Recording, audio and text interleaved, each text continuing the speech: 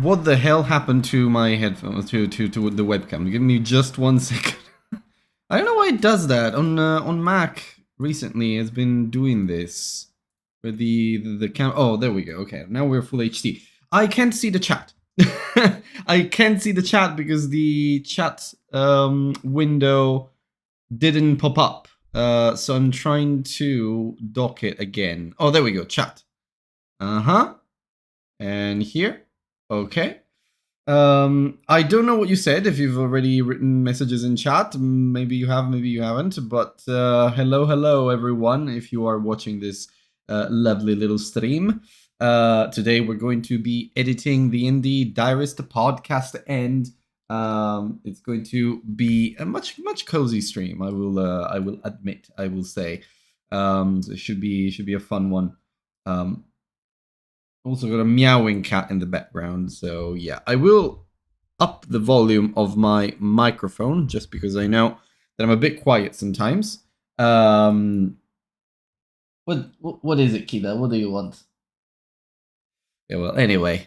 Hello. So, let us get started. So today's gonna be probably a very short stream. It's gonna be the easiest episode ever, because yesterday I had this nice little I had this nice chat with Rory, who's the founder of Rate My Funeral, and despite the name, Rate My Funeral is a pretty cool channel, a very cool, very fun channel too.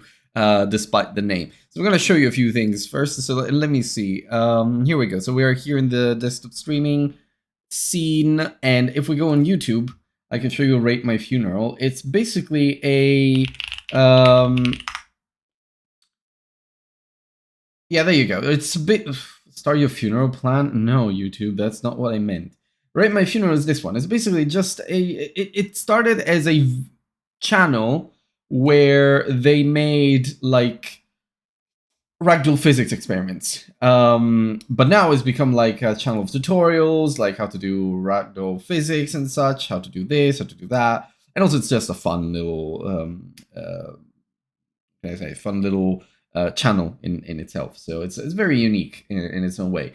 But the reason I spoke to Rory, who's this lovely chap here, this guy, the reason I spoke to Rory is because the team is creating a game as Giraffe Head Studios.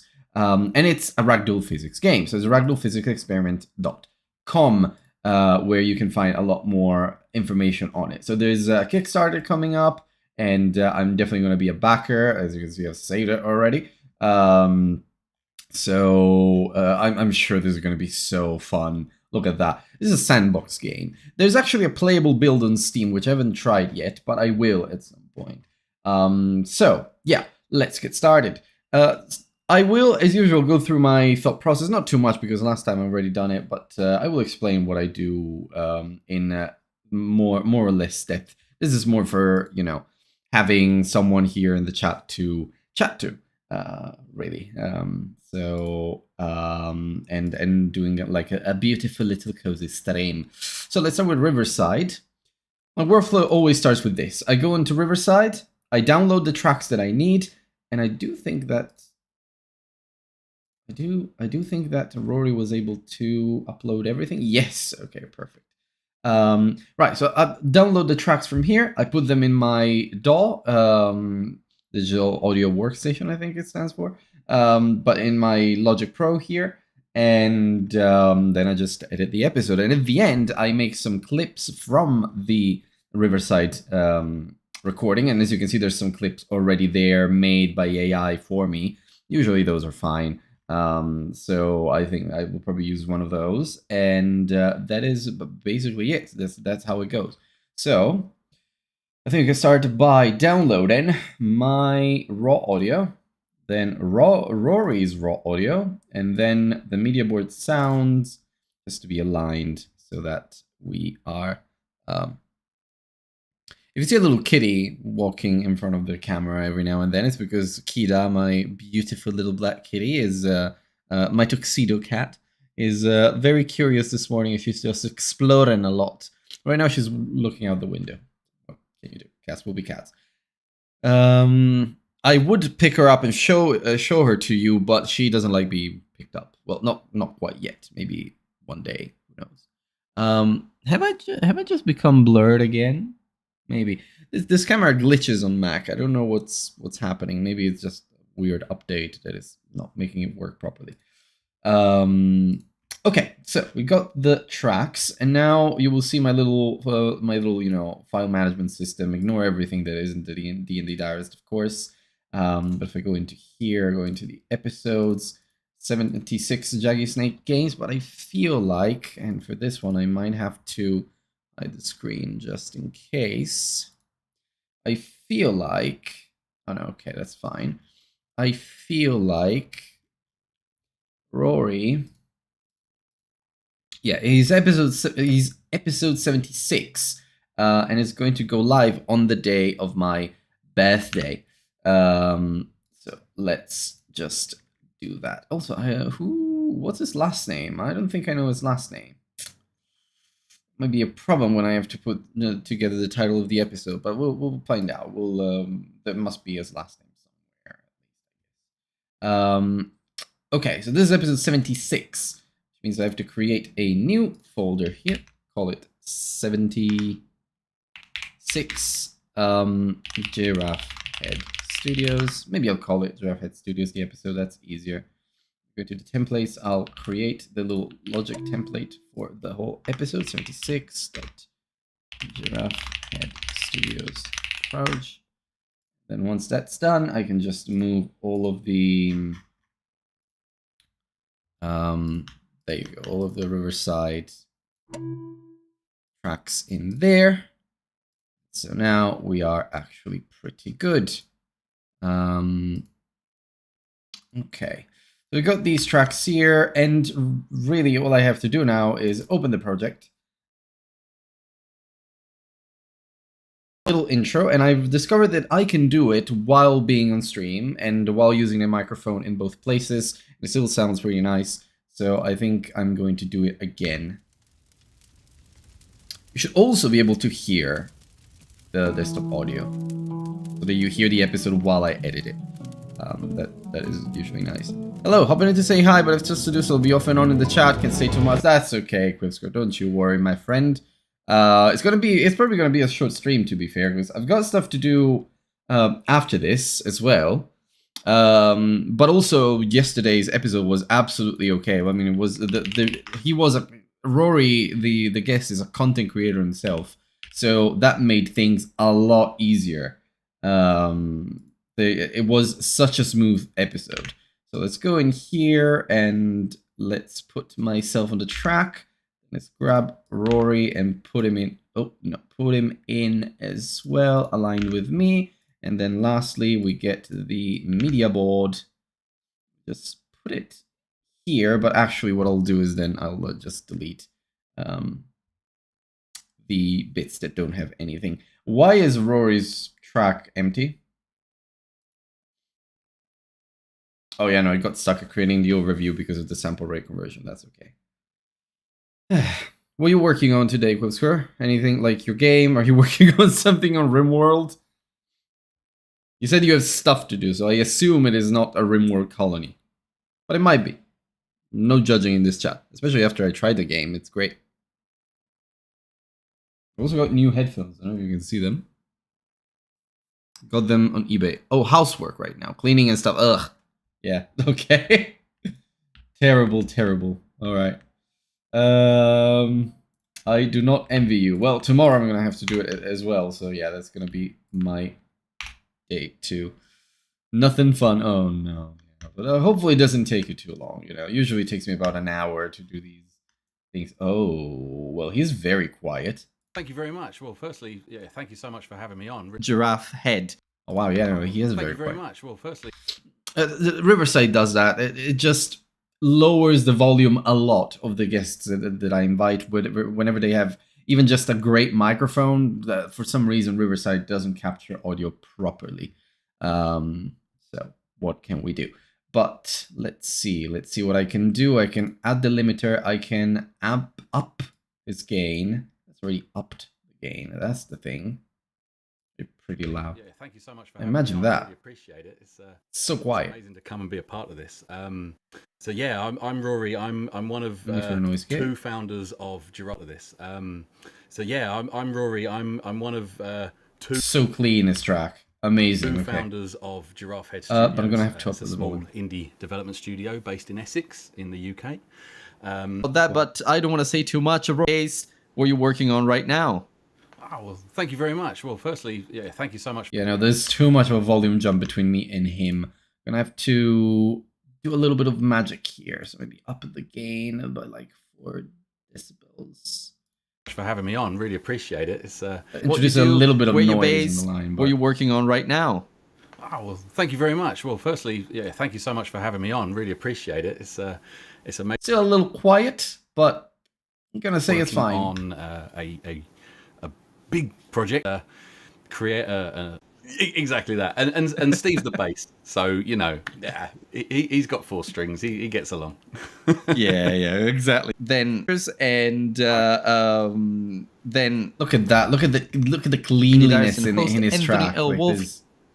there's a little bit of background noise because I've upped the gain, but if I introduce the noise gate, we're gonna be alright. Well, firstly, yeah, thank you so much. Appreciate it. It's amazing to come and be a part of this. Try and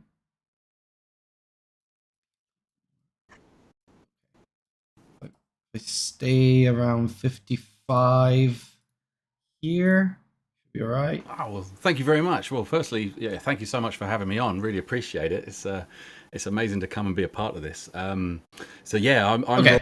Perfect. So now the noise gate is good, the limiter is good, the compressor does its job.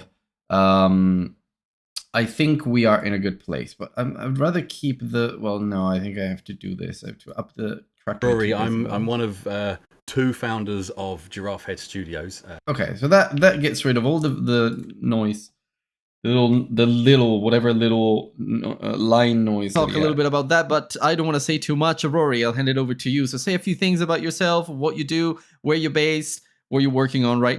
And actually, to be honest, I might just lower my own volume. Development studio that you represent today on right now. A little bit of balance. Thank you very much. Well, firstly, yeah. With a very special guest here. His name is Rory. Is from Minus Rate My 2 to Shoot, what you me. do, where you're based, what you're working on right now. Oh, well, thank you very much. Well, firstly, Okay, perfect. Now it feels balanced. Good. So it was a bit of a longer episode, but as I said, I mean, I don't think there will be anything that I have to cut, honestly. So, so that's fine. I mean, I'm probably gonna have to. Yeah, probably gonna have to be a very, very, very quick edit here. I'm just gonna do a little listen here and there, make sure there are no weird pauses. Some questions are always weird pauses, so I will check the key moments. But I don't think I'm gonna have to do much work on this one, so that's good. That's rare, to be honest, because he had a good microphone. He's also a content creator, native English speaker. That does help quite a lot. So let me do the intro very quickly. Let's introduce a little countdown, save the project, and we will do it. So I'm going to lean towards here, so you wouldn't see me on camera for a little bit, but I'm gonna be right back. Alright, hello everybody and welcome to a new episode of the Indie Diarist podcast, a show on the human stories behind indie game development. This is your loyal Indie Diarist and host, Anthony L. Wolf, and this is episode number 76, Indie Diary number 76, with a very special guest that you will get to know in a short bit. It's Rory from Rate My Funeral, which is a beautiful channel about ragdoll physics and ragdoll physics comedy as well. But Rory is not here because of his channel, is here because of his game that is developing with Giraffe Head Studio, which is his own studio. He'll tell you all about it, but before we get into the episode, I want to shout out to my amazing patrons who are Zagini, Fishbump Dev, and Pellet. You guys are incredible. They're not those. Zagini has unsubscribed, so I have to chase that. I want to shout out to my amazing patrons who are Zagini. Okay, so I want to shout out all about it, but before we get into the episode, okay, I will re-enter here. He'll tell you all about it. But before we get into the episode, I want to shout out to my amazing patrons who are Fishbump Dev and Peleg. You guys are incredible. Thank you for supporting me from basically day one. Well, not day one, but day one of around when I launched the Patreon. And if you two listeners want to support the show, you can go to patreon.com/the Indie Diarist, link in the description of the show, and you'll be able to gain access to episodes in advance and a lot more. So yeah, do check it out if you want to support the show monetarily in any way. But now let's get into episode number 76. Okay. Usually my intros are that smooth, so should be alright. Alright, hello everybody and welcome to... I think I should cut this, move it, and move this one a little bit further on. Alright, hello everybody and welcome to a new episode of the Indie Diarist podcast that's showing the human stories behind indie game development. This is your loyal Indie Diarist host, Anthony L. Wolf, and this is episode number 76, Indie Diary number 76, with a very special guest that you will get to know in a short bit. A game that is developing with Giraffe Head Studio, which is his own studio. He'll tell you all about it, but before we get into the episode, I want to shout out to my amazing patrons who are Fishbump Dev and Peleg. You guys are incredible. Thank you for supporting me from basically the episode. I want to shout out to my amazing patrons who are Fishbump Dev and Peleg. You guys are incredible. Thank you for supporting me from basically day one. Well, not day one, but day one of around when I launched the Patreon. And if you two listeners want to support the show, you can go to patreon.com/the Indie Diarist, link in the description of the show, and you'll be able to gain access to episodes in advance. Kind of description of the episode, and but that's all right. A lot more. So yeah, do check it out if you want to support the show monetarily in any way. But now let's get into episode number 76. I think I want to redo it actually. For a couple of reasons. One, this comes out on the day of my 30th birthday, so I kind of want to say that. It's a little bit nicer to have that as part of the intro. And also, I'd like to talk about the other links in the description of the episode, because, you know, Patreon is fine, but there's also all the socials and such. And I would love to get more people to join the Discord, because we are being more active these days, especially with RimWorld. But we are being more active these days, and with the YouTube channel now kind of, you know, going a little bit more regularly. I've got a very interesting video planned. No spoilers, but I've got a very interesting video planned shortly. Maybe two, but that one I can spoil. It's if I do it, it's going to be after this whole itch, Steam, Visa, MasterCard shit show is over. I might do a little bit of a investigative look into what happened. For those who may be interested, because I think as an indie diarist, I feel like I have to document that kind of stuff, and it's also fun because it kicks off my investigative journalism side, which I used to be a journalist for a few years. So yeah. Anyway, let's redo the intro because I feel like I have to add that little detail. Alright, hello everybody and welcome to a new episode of the Indie Diarist podcast that's showing the human stories behind indie game development. This is your loyal Indie Diarist and host, Anthony L. Wolf, and this is episode number 76, Indie Diary number 76. This is where Rory from Rate My Funeral, which is a beautiful, despite the name, channel, very fun, entertaining about ragdoll physics experiments, and about ragdoll physics experiments, Rory is not here today because of the channel that he has and as a content creator, not only at least, but also as a game developer, because he is developing his own game with a friend of his under Giraffe Head Studios. God damn it, I said Giraffe Head Studios. Friend of his under he is developing his own game with a friend of his under Giraffe Head Studios, and the game is about ragdoll physics, as you might imagine and suspect. So yeah, well, there's also a playable build on Steam if you want. Also, this episode goes live on the day of my 30th birthday, so happy birthday to me, and as usual, thank you to my amazing patrons who are Zagini, Fishbone Dev, and Peleg. Oh, come on, why do I always say it? Because I've... okay, I'm gonna redo it. I always say Zagini because I've said it for so long, and now I just can't get it out of my head. Of course, Zagini is a big supporter, but happy birthday! Well, it's not today. It's it's on the 25th of August when the episode goes live. So yeah. But thank you in advance. It's always appreciated. Just about 23 days early. Happy birthday soon. Yeah. That's fine. Okay, let me redo it. Let's see. Alright, hello everybody and welcome to a new episode of the Indie Diarist podcast, showing the human stories behind indie game development. This is your loyal Indie Diarist and host, Anthony L. Wolf, and you know all about me. Today is a very special day for a couple of reasons. One is episode 76 with Rory from Rate My Funeral, a beautiful channel, you can find it on YouTube, despite the name, that experiments with ragdoll physics experiments. And it's so fun, so silly, and very slapstick comedy in a lot of ways. But it's not here as a content creator, not only at least because he is developing a ragdoll physics game, a sandbox game, under Giraffe Head Studios, his own studio, development studio that he opened with a friend. But also, this episode goes live for everyone, for the public, on the 25th of August, which is my 30th birthday, so happy birthday to me. And as usual, thank you to my amazing patrons who support me every single month, Fishman Dev and Peleg. You guys are incredible. Thank you for supporting me since day one.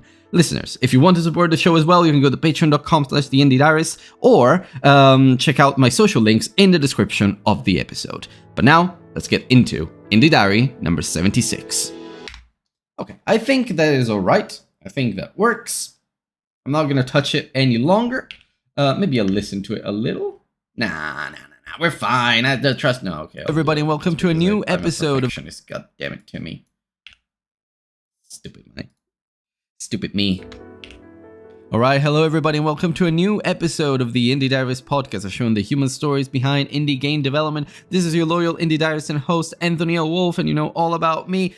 Today is a very special day for a couple of reasons. One is episode 76 with Rory from Rate My Funeral, a beautiful channel, you can find it on YouTube, despite the name, that experiments with ragdoll physics experiments. And it's so fun, so silly, and very slapstick comedy in a lot of ways. But it's not here as a content creator, not only at least because he is developing a ragdoll physics game, a sandbox game, under Giraffe Head Studios, his own studio, development studio that he opened with a friend. But also, this episode goes live for everyone, for the public, on the 25th of August, which is my 30th birthday, so happy birthday to me. And as usual, thank you to my amazing patrons who support me every single month.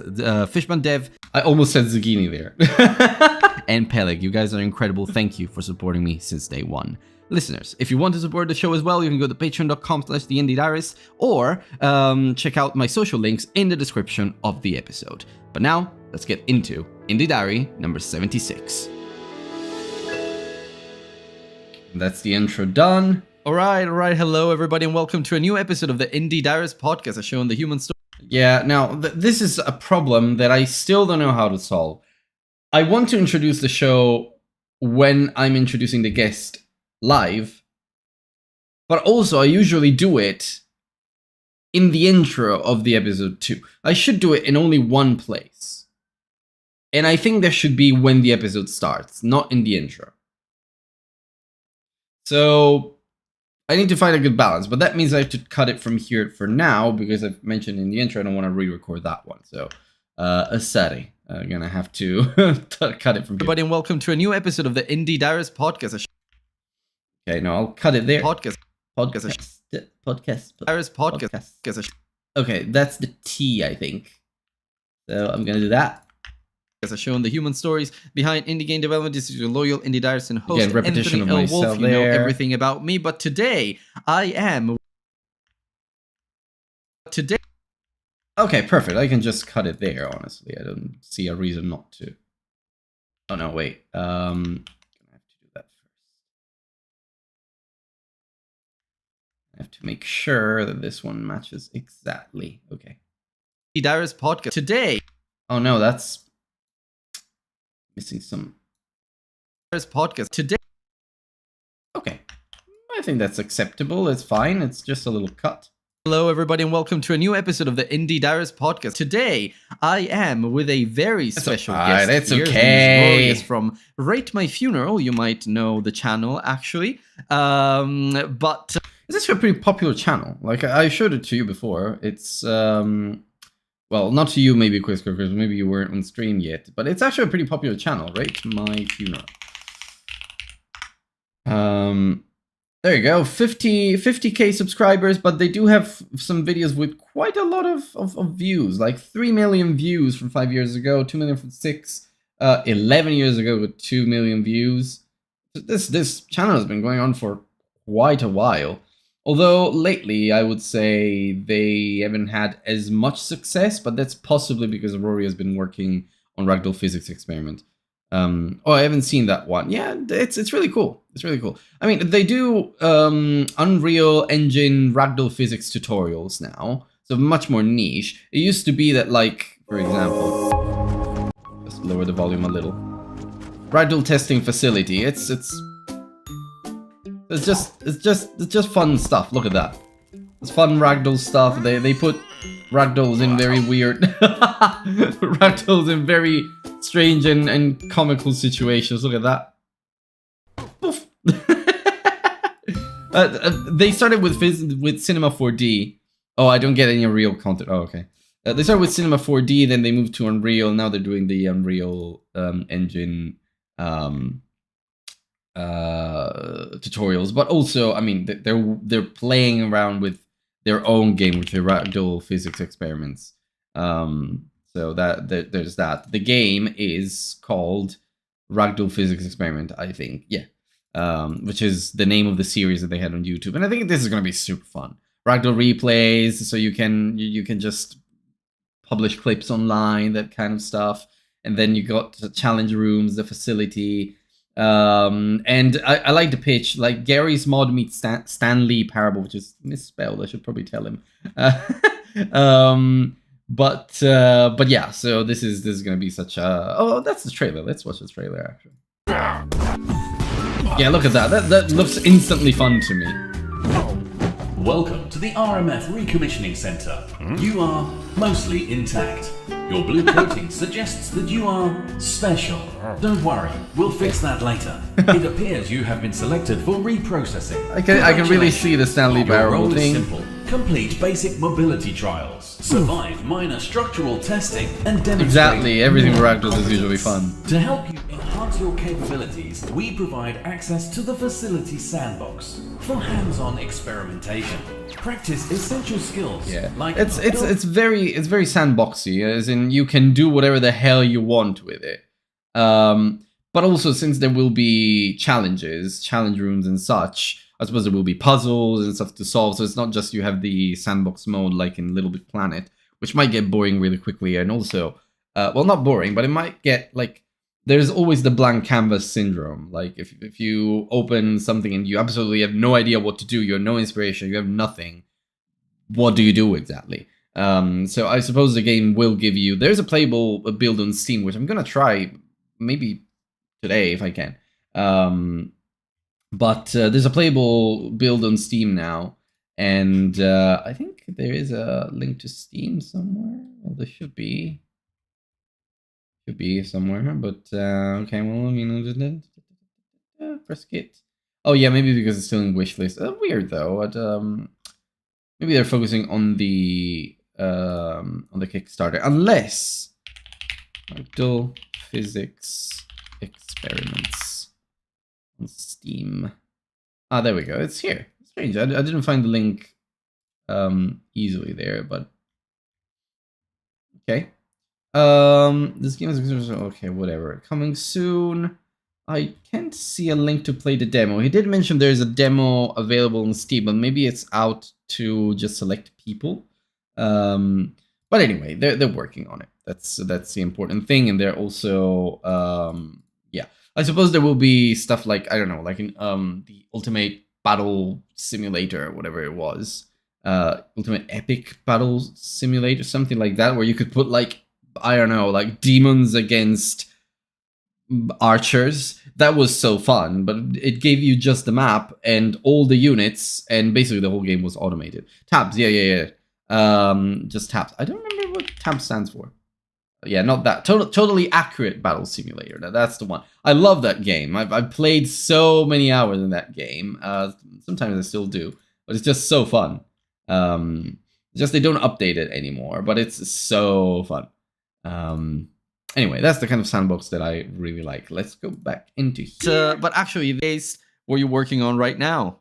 Oh, well, thank you very much. Well, firstly, yeah, thank you so much for having me on. Really appreciate it. It's amazing. See the volume. If you want to support the show as well, rate my funeral. You might. It's amazing to come and be a part of this. So yeah, I'm Rory. I'm one of 2 founders of Giraffe Head Studios. Technical aspects, while I do the fun stuff. I feel like it anyway. An indie studio that hopefully would be successful. Yeah. Well, from music to game dev, from. Okay, yeah. Well, I mean, as you can see, track is very clean. He knows when to pause. He knows when to hand things over. He's definitely it was definitely comfortable being on camera, and it was definitely comfortable speaking to a mic. Well, obviously, he's been doing content creation for like over 15 years. So I really expected this episode will take very minimal edits. Well, from music Probably just cutting some of my own ramblings. to game dev, Ramblings. from internet tutorials to game dev. There's a lot of strands here that we can that we can talk about, but we will get through that one by one as we go. So yeah, no, amazing stuff. And also, what instrument do you play? Because I could call myself a musician too. There's a piano there. But Okay, but I think I can cut this a little bit. It's nice about the instrument that he plays, but I think I can just cut myself repeating the question, basically. call myself a musician too. There's a piano there. So I'm actually the singer in the band. Oh, okay. And I Singer. do a little guitar. Don't tell Rory, but my experience with singers is absolutely abysmal. He doesn't seem to be one of those, but boy, when I studied guitar for 3 years, oh wow, that sounded like pirate software there. Or when I worked at Blizzard, I used to study guitar for I studied guitar for 3 years about 10 years ago when I was in high school. I was finishing high school and maybe the first year of university too. And I was doing it in a private music academy. I wasn't doing it like a conservatory and classical music. I was doing modern music like rock, pop. My guitar teacher was a Dream Theater fan, so he taught me metal riffs very quick. He taught me to be very quick at the time.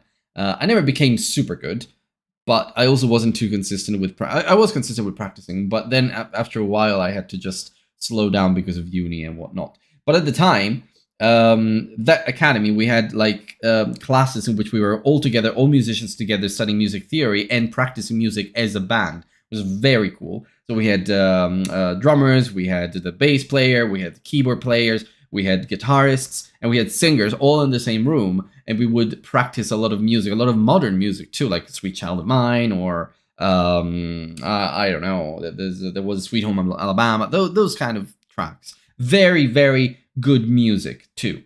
But the singers, man. I assure you, the singer had the biggest ego in the room.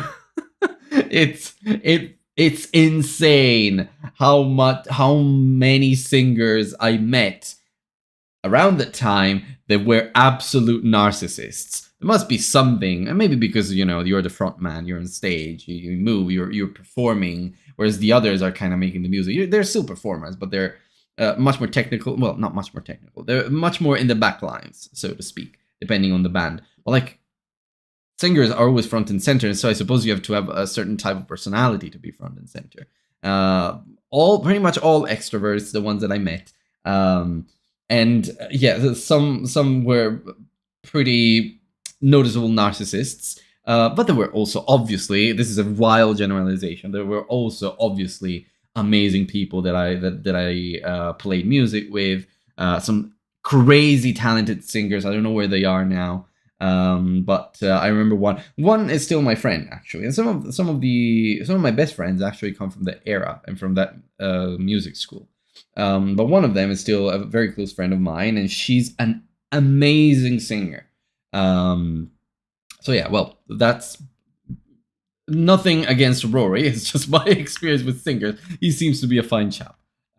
But I can't really play it. I just got it and started trying to learn it just to give me something to hide behind.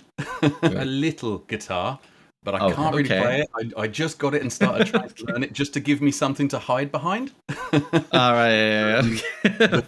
Helps with stage fright. Exactly that, and Steve's the bass, so you know, yeah, he's got 4 strings. He gets along. Yeah, exactly. Yeah, okay. Well, no, beautiful. Well, singer and guitar. I mean, yeah, I can't sing for the life of me, but guitar I know a few things about. So, yeah, that sounds. It was amazing. Me clicking. Okay, well, I mean, let's get into it. As you know, there's a little prologue section, a little icebreaker. I'm going to ask you as many questions as I possibly can in about 60 seconds.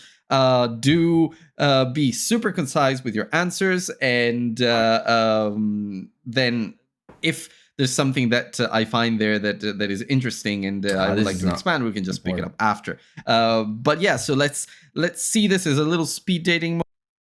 So I will do that we can in about 60 seconds. Okay, so I can cut from here to there because I mean it doesn't really add much this segment, so it's all right. This will stop being so manual the moment I get past this audio segment. Let's see this as a little speed dating moment, although it's not necessarily speed dating. I'm taken, and you probably are too. So, but spoiler, he was. He said a wife of God knows how many years. We will keep it there. So we'll also have a little bit of background music. It's going to feel like a quiz show. So I'm going to hit play in just a second, and I will start the countdown. My voice was a little nasal. Maybe I had a little bit of as soon as I finish asking the first question. So are you I think I still ready? Have it today, actually. Yes. Let's do it. Okay. So let's get started. What is the first? Sounds so disappointed that he's taken. I am a very. He's a very charming chap. I can tell you that. Hey, I'm taken too. I mean, my girlfriend comes to see me in about 2 weeks. She's from Portugal. She lives there. We're long distance. She's the sweetest human being ever. I don't know if she's even watching this now because I know she had an appointment. But well, if you are, hi. So let's get started. What is the first game you ever fell in love with? Oh, first game I ever fell in love with. It's probably. What's the music? Should have been. Maybe I moved something earlier that I shouldn't have. I'm gonna start the music there. Pretty much. Yes, I feel like I can do that, and also I will put this up to have more volume. Fell in love with. Oh. I should start earlier. I should start here. Yeah, there we go. Fell in love with. Oh, first game I ever fell in love with. Do that. I hate doing that, but okay. So let's get started. What is the first game you ever fell in love with? Oh, first game I ever fell in love with. It's maybe a little bit too steep of a jump, but I can make this a little louder too. Oh, first game I ever fell in love with. It's probably. You can't even. Fell in love with would be very likely something like Half-Life 1.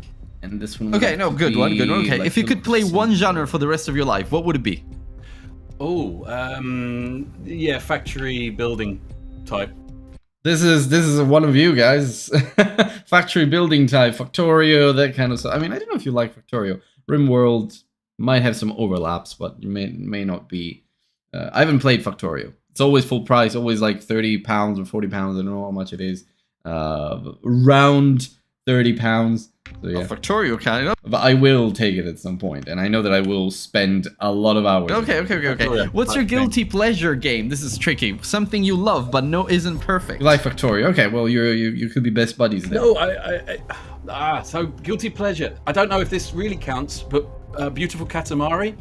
This is Rim.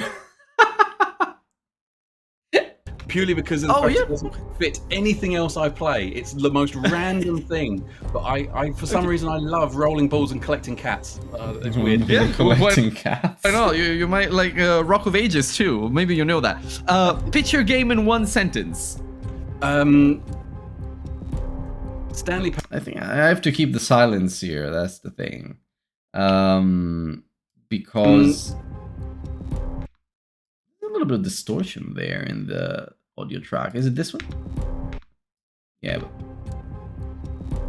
but I think it's the audio track. Not okay. Well, whatever. I have to keep the silence because the music keeps going and he's just thinking, so it's fine. Doesn't feel Stanley like Parable meets Gary's mod. Oh, beautiful. Yeah, but I'm sold. And lastly, if you could be a game character for a day, who would you be? For a day, I would probably. My first response wants to be Sean from Heavy Rain, but I don't think that's appropriate. So I'm going to go with. Probably not a good idea. yeah, from Heavy Rain. Okay, well, I'm we're going to go at with time. Pioneer You from get, Sean from Heavy Rain. Not really a great choice. I mean, you will lose your son in the first hour of the game. So idea. Okay, well, I'm we're going to at go with time. Pioneer You from get, Satisfactory. Yeah. Sorry, which one? The Pioneer from Satisfactory. We're Go at with time. I Pioneer never played Satisfactory. Also like losing my children. Yes. from. Have you played Satisfactory? I haven't. So I don't know if is it the Pioneer from Satisfactory. Never. I don't think I've heard of that game. To be fair, let me see. Oh, this. Okay. Oh, another factory building. Oh, no. Okay, I've seen the game art. Oh, it's from Coffee Stain Studios. They're the ones who made Goat Simulator, aren't they? Satisfactory. The 3D Factorio. Ah, yeah, well, I mean, he likes that genre, so it makes sense that he would. Okay, well, I'm we're going to at go with time. Pioneer from Satisfactory. Coffee Stain is a publisher. Oh, yeah. Okay. Why are they called studios then? That is confusing. Let's see. Yeah, what have they published apart from... I think they did publish Goat Simulator. Yeah, there you go. Then Satisfactory, 1.1. Then Teardown, Into the Unwell is their latest, it seems. Oh, Valheim. Well, they hit the jackpot there for like 3 months. Okay, so their biggest are Goat Simulator, probably Satisfactory. Teardown, what's that? Find the perfect heist using creative problem solving brute force and everything around you? Fully destructible and truly interactive environment. Oh, wow. Okay. This is interesting. Overwhelmingly positive? At $12.99? Oh, no.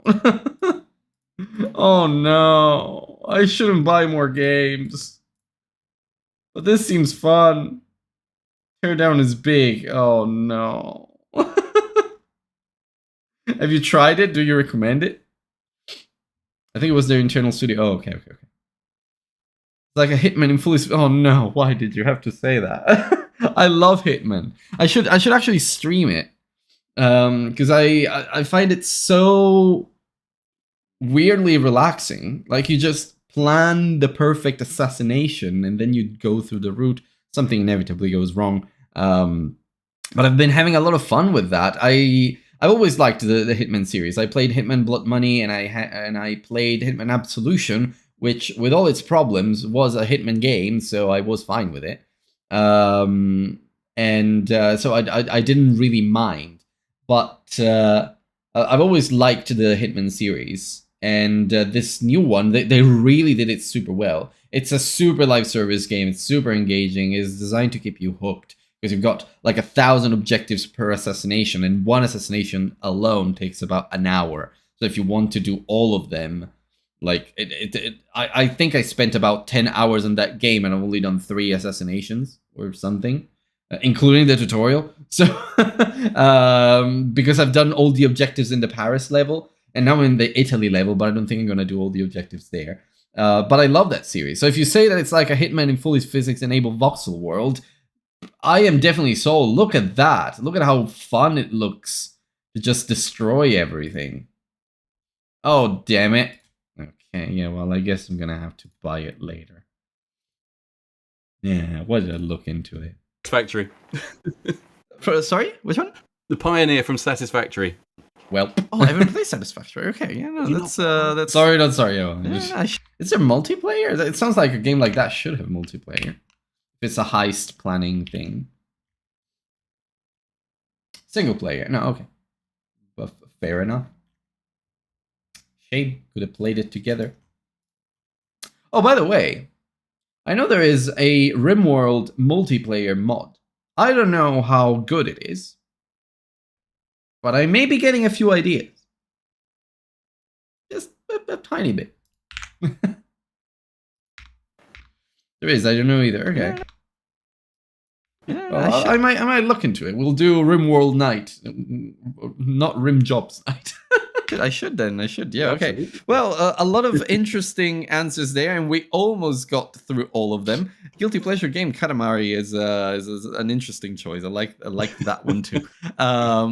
So yeah, no, but now we can run multiple colonies throughout. And oh yeah, well, I'll look into it. Maybe it's something that you guys would like to play all together, or we could play all together. Like I could set up a stream where we play RimWorld with my Discord server. That would be fun. Yeah, I like that. You can dig around to figure out what's the limit of it. Oh, if you don't mind, yeah. I mean, I was going to do it, but if you're interested and you think it would be fun, yeah, feel free. I think with Papa Panda, you and does Agartha's trapdoor. I will say Agartha. Does he also or she? Do they also play RimWorld? I think they do. Pretty well versed around mods, so might be quicker to get around. Oh yeah, okay, fair. Yeah. I think I looked briefly into it. I think there's like, I don't know, there's a structure you have to set up a server or something like that, but I'm sure it's not going to be rocket science. Slow down has been a bit of a fast paced. Yeah. You can feel that. Yeah, you can feel it. You can feel it when you're in the icebreaker moment. But now we can relax and we can just dive. Yeah, you can feel that. Yeah.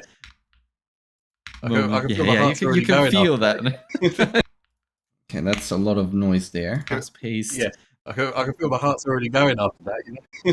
Yeah, you can feel it. You can feel it when you're in the icebreaker moment. But now we can relax and we can just dive into your story and also the story of your studio as we go on. So the main concept behind these indie diaries, and I say it all the time, is that these are kind of like memoirs. I like to start from the beginning. I like to see them as stories, as indie diaries, indeed. So I want to start from the origins, the very beginning. So what would you say is, you mentioned Half-Life 1, but that might not be the first game you ever played. What is your earliest memory that has to do with video games? The first thing you can remember.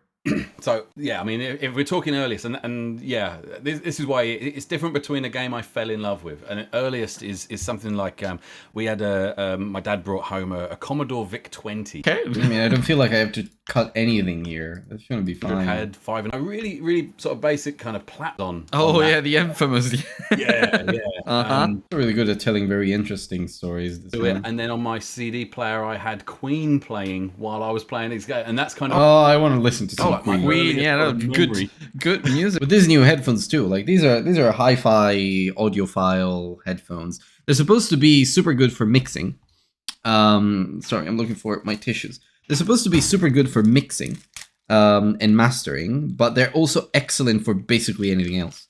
And I've got a little amplifier there, a headphone amplifier, digital analog converter. Basically, I went down a little bit of a rabbit hole over the past few weeks around, headphones and how they work and hi-fi and audiophile setups and whatnot. So I have a mini audiophile setup for my headphones only. I suspect this thing will drag me, will swallow me whole, especially because my dad is an audiophile himself. Like he built his own valve amplifier, his own tube amplifier. Because he's used to be an electrician and used to fix TVs, but also very good with electrical circuitry and whatnot. And he made his own tube amp. And he's also like very good with audio and such. He's very passionate about audio and everything, acoustics and all of that stuff. So yeah, he's absolutely incredible. But maybe I picked up a little bit of that from him because I like how his stuff sounds, and I don't really have a audiophile setup here. I'm also not someone who would blast music at full volume and disturb everyone. Still, having a nice pair of speakers would be good. Well, I didn't ask you what music your band does, but since you mentioned Queen, I'm sure it's going to be something very tasteful. Let's. Is tasteful the right word?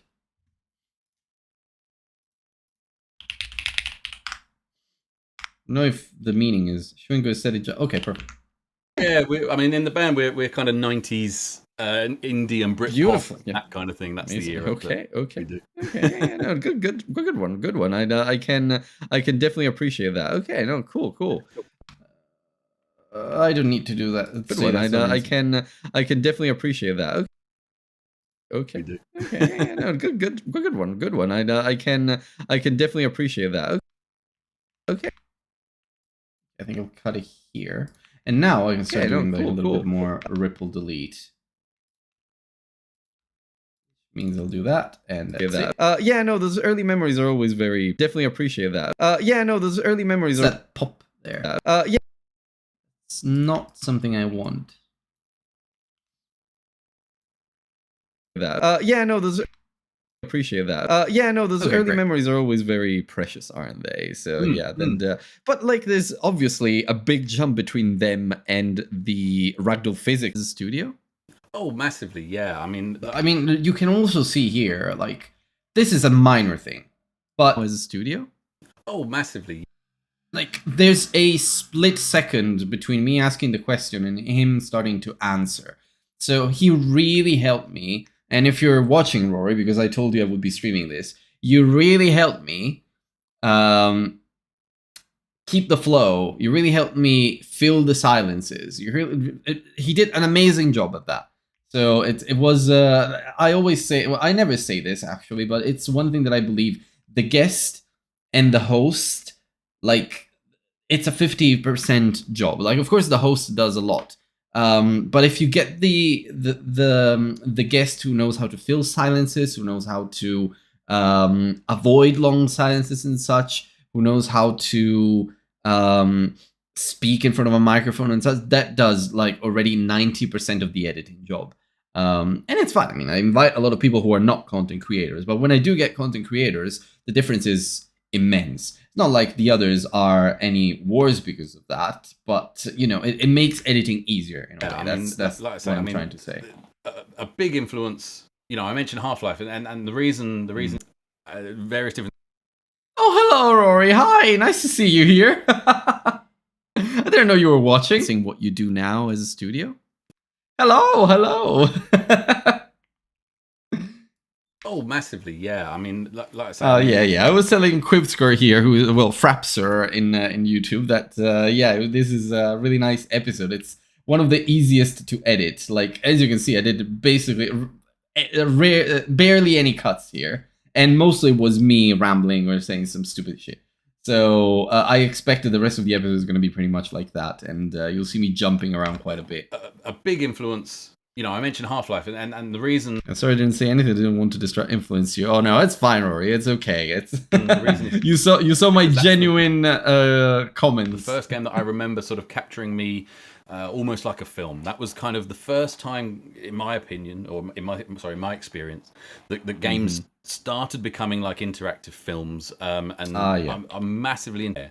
I forgot to mention it during the episode, but like my moment when I started realizing games were super interactive films, basically interactive experiences, was probably Metal Gear Solid. Like that was cool. But I mean, I'm younger. It's influenced by so much around me in terms of, you know, like 80s and 90s British comedy. Like everything I do has that interlaced. You know, I've done 2 previous games, and both of them are technically serious, but underneath that serious, honestly, there's humor all throughout because it's built into me. I can't help it. And in terms of the game soul behind everyone else, so when everyone else had Mega Drive or Genesis, if you're in the States, but because I had the Master System, I finally got a Mega Drive. Yeah, this story is fun. Like, I'm probably not going to listen to the whole thing here while I edit, but like for you, Quibscore, Rory got a Sega Mega Drive. He said He got a Mega Drive. Mega Drive, yeah. But he got it like at probably secondhand or something, or at a random shop here and there. And it had a purple power button, I think, or a pink power button. And then he later found out that it was because it was the Japanese version of the Sega Mega Drive. Which means a lot of the cartridges were region locked and he couldn't play most of the games he bought. Shops. But it had a purple power button. And it was quite cheap, and I didn't know why it had a purple power button, but I bought it. Yeah, it was indeed. A Mega Drive 2, I think it was, the smaller square one. And it meant that it didn't actually run most of the cartridges. So yeah, region lock, yeah, of course. So the time it was even worse. It became a gamble as to if I bought a game. Wow. Yeah, I mean, imagine that. You're trying to buy a game and you want to play it on your new beautiful console, and you have to basically make a gamble. Is this game going to run, or is it just going to be completely locked and I have to return it? Or maybe waste money on it because maybe you don't even return those. And I always remember obviously, I suppose there was a way back then because there were chips and whatnot. Maybe there was a way back then to get around the region lock, but I mean, I don't expect a kid would know. Strange. We in our town we had a shop called GK Motor Factors, and they sold car parts and bike parts. This thing is also wild. They rented Mega Drive and SNES games. Like a shop that sells car parts that also rents games and consoles. Like, imagine going to your... Yeah, I wouldn't have a clue. Yeah, there you go. I imagine going to... I did say that. Imagine going to, like, your car mechanic and they rent your PS5. Like, how... business models back then were wild. So I'd go down there, and it was £3 to rent a game for 2 days. But like I say, you'd get it home, like, all excited, and then you put it on and literally it would just do nothing. At least you would rent them, though. Very different times. At least you would rent them. At least that's my understanding of what you said there. Oh, I can imagine. Really? To do that in Poland? Yeah, no, at least it sounds like, from here, it sounds like you were renting them because it was like a place that rented consoles and games. So at least you could return them and not risk wasting money. Well, it would still waste money. It just wouldn't work, yeah. Wrong concept. Wow, interesting. Yeah, well, I mean, the 80s and 90s were wild in terms of like business models. Community marketplace. I couldn't think of something like that now, but yeah. You wouldn't see it, would you? No, but yeah. No, not exactly. I don't think so. I don't think like my car mechanic would rent me a PS5. Yeah, there you go. I don't really see that. From the band, you then feel like that because you said that. From the band, you then asked what does he say here? Yes and no. Yeah, because one thing, Rory, for your knowledge, is that Riverside. And you probably will never have this problem again. But Riverside tends to lower the volume of tracks for guests massively. I don't know why it does that, but my track is always fine. Great volume. My guests, no matter the microphone that they have, they're always super quiet. I don't know why that happens, but that means that things like that, like a very little comment there, it's missed. I have no idea what you said there. No. Unless I disable the noise gate, I might be able to discern it. Yes and no. Oh, yes and no. That's what you said there. Okay. Maybe I can recover it somehow. It's in making games for about the last 5 years or something. So when did that happen exactly? When did you realize that you wanted to make games? Like, was there a specific light bulb moment or something like that? Because you said that from the band, you then asked Steve to come together as a studio. So like, how did that happen? No, right.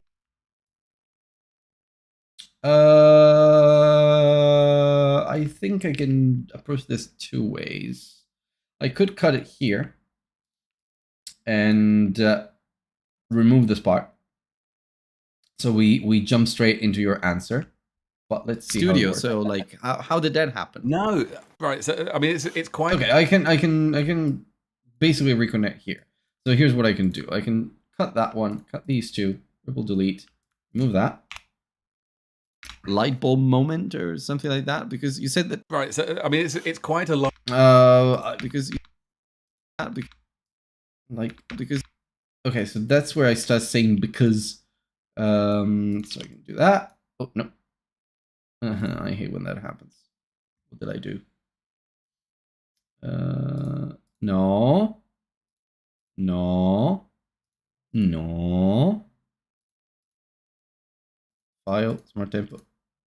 No, that's not what I wanted. I wanted whatever. I don't mind. Some point I might have to. I'm a hop off, need to get ready to go out. Okay, well, thank you for keeping me company. I will be done very shortly anyway, because this is a very easy one. So yeah, thank you for hanging around. Really appreciate that. Or something like that. Okay, the because starts here, so I'm gonna do that. Bring it all close. Something like that. Right. So I mean, it's quite a long story. I'll try to not drag it out too much, but all right. Yeah, we've got time. I think I actually for this my is the day job, for my work, HTC Vive and equipment, but worked with the real life equipment. So you made digital twins. It's interesting. Exactly this, right? and I had this idea of just building this experience. So what I did was, when it then arrived, I downloaded Unity with literally no idea how to use it or anything software. Well, imagine if you started with Unreal. Well, it went with Unity. Loaded it, and I emailed the. This is a very smooth segment where we talk about. He came back to that's quite a lot of work. Test. So I went back. I went, but go in. Underground thing. You went in there and you could walk around. It felt really real. You know, I don't feel like I have to cut anything from here. It is a pretty long segment. It's like 5 minutes for the story, roughly, 4. But I think it's fine. It works. It's a very interesting one, so I'm going to keep it as it is. Game that I made, and it was like, I really enjoyed that. I want to do it again. Really interesting story, I'm going to say. I mean, I wanted Head Studios or... really cool. Yeah, out of hand, which happens way too often, but very easily. And how? When did you get the idea for the Giraffe Head Studios or getting together with Steve? Yeah, okay, and now here's the idea of the Ragdoll Physics Explorer. Brick at it, it hits him in the head, it sends him flying. I did all the nice sounds, and it was 1.2 million views. Like, when did that happen? Like, what? It's like, wow. Placed these ragdolls. Yeah. I let my mind go crazy, and I threw golf balls at them, and then I dropped a horse on one, and then I ran another one over with and I connected. British comedy and slapstick, then everything works very well for that. Yeah, no, exactly. And so I put together all this clip. I did did all the nice sound design, tried to make it nice and satisfactory. Satisfactory mention. I will definitely buy Satisfactory, and the problem is I might buy Tear Down as well. But it looks so fun. I love destructing environments. I love breaking stuff. My money. Nice juxtaposition with my backlog. The music, so it would be like really jovial, chirpy music. While what is it, Kitty? You okay? Yeah. Oh yeah, you're cleaning yourself, right? That's fine. Real chirpy music, while things are getting battered. Tear Down is excellent. Voxel Physics, well recommended. Yeah, I will. I'm gonna have to buy it. And again, I saw the trailer earlier with Quitscore. Like, it's just it looks absolutely beautiful. Put it online, and it went really well. So I made several of them, and I think the second one is just shy of 3 million views right now, which is unbelievable. I can't get over that. The second one, I was looking at that actually. I think the second one now is a funeral. Second one, if you're going to the videos and most popular, number 2 is 3 million views. Yeah. Wow, that's amazing. It's a shame you only have like 50,000 subscribers. With something like that, I would subscribe instantly if I saw something like that. Ah, well. Oh, just for your reference, Rory, if you look for Rate My Funeral on YouTube, now the ads want you to start your funeral plan. So you might want to have a think about your branding. That's not the best ad to have at the top. I mean, no, obviously it's a joke, but it made me laugh. It made me laugh.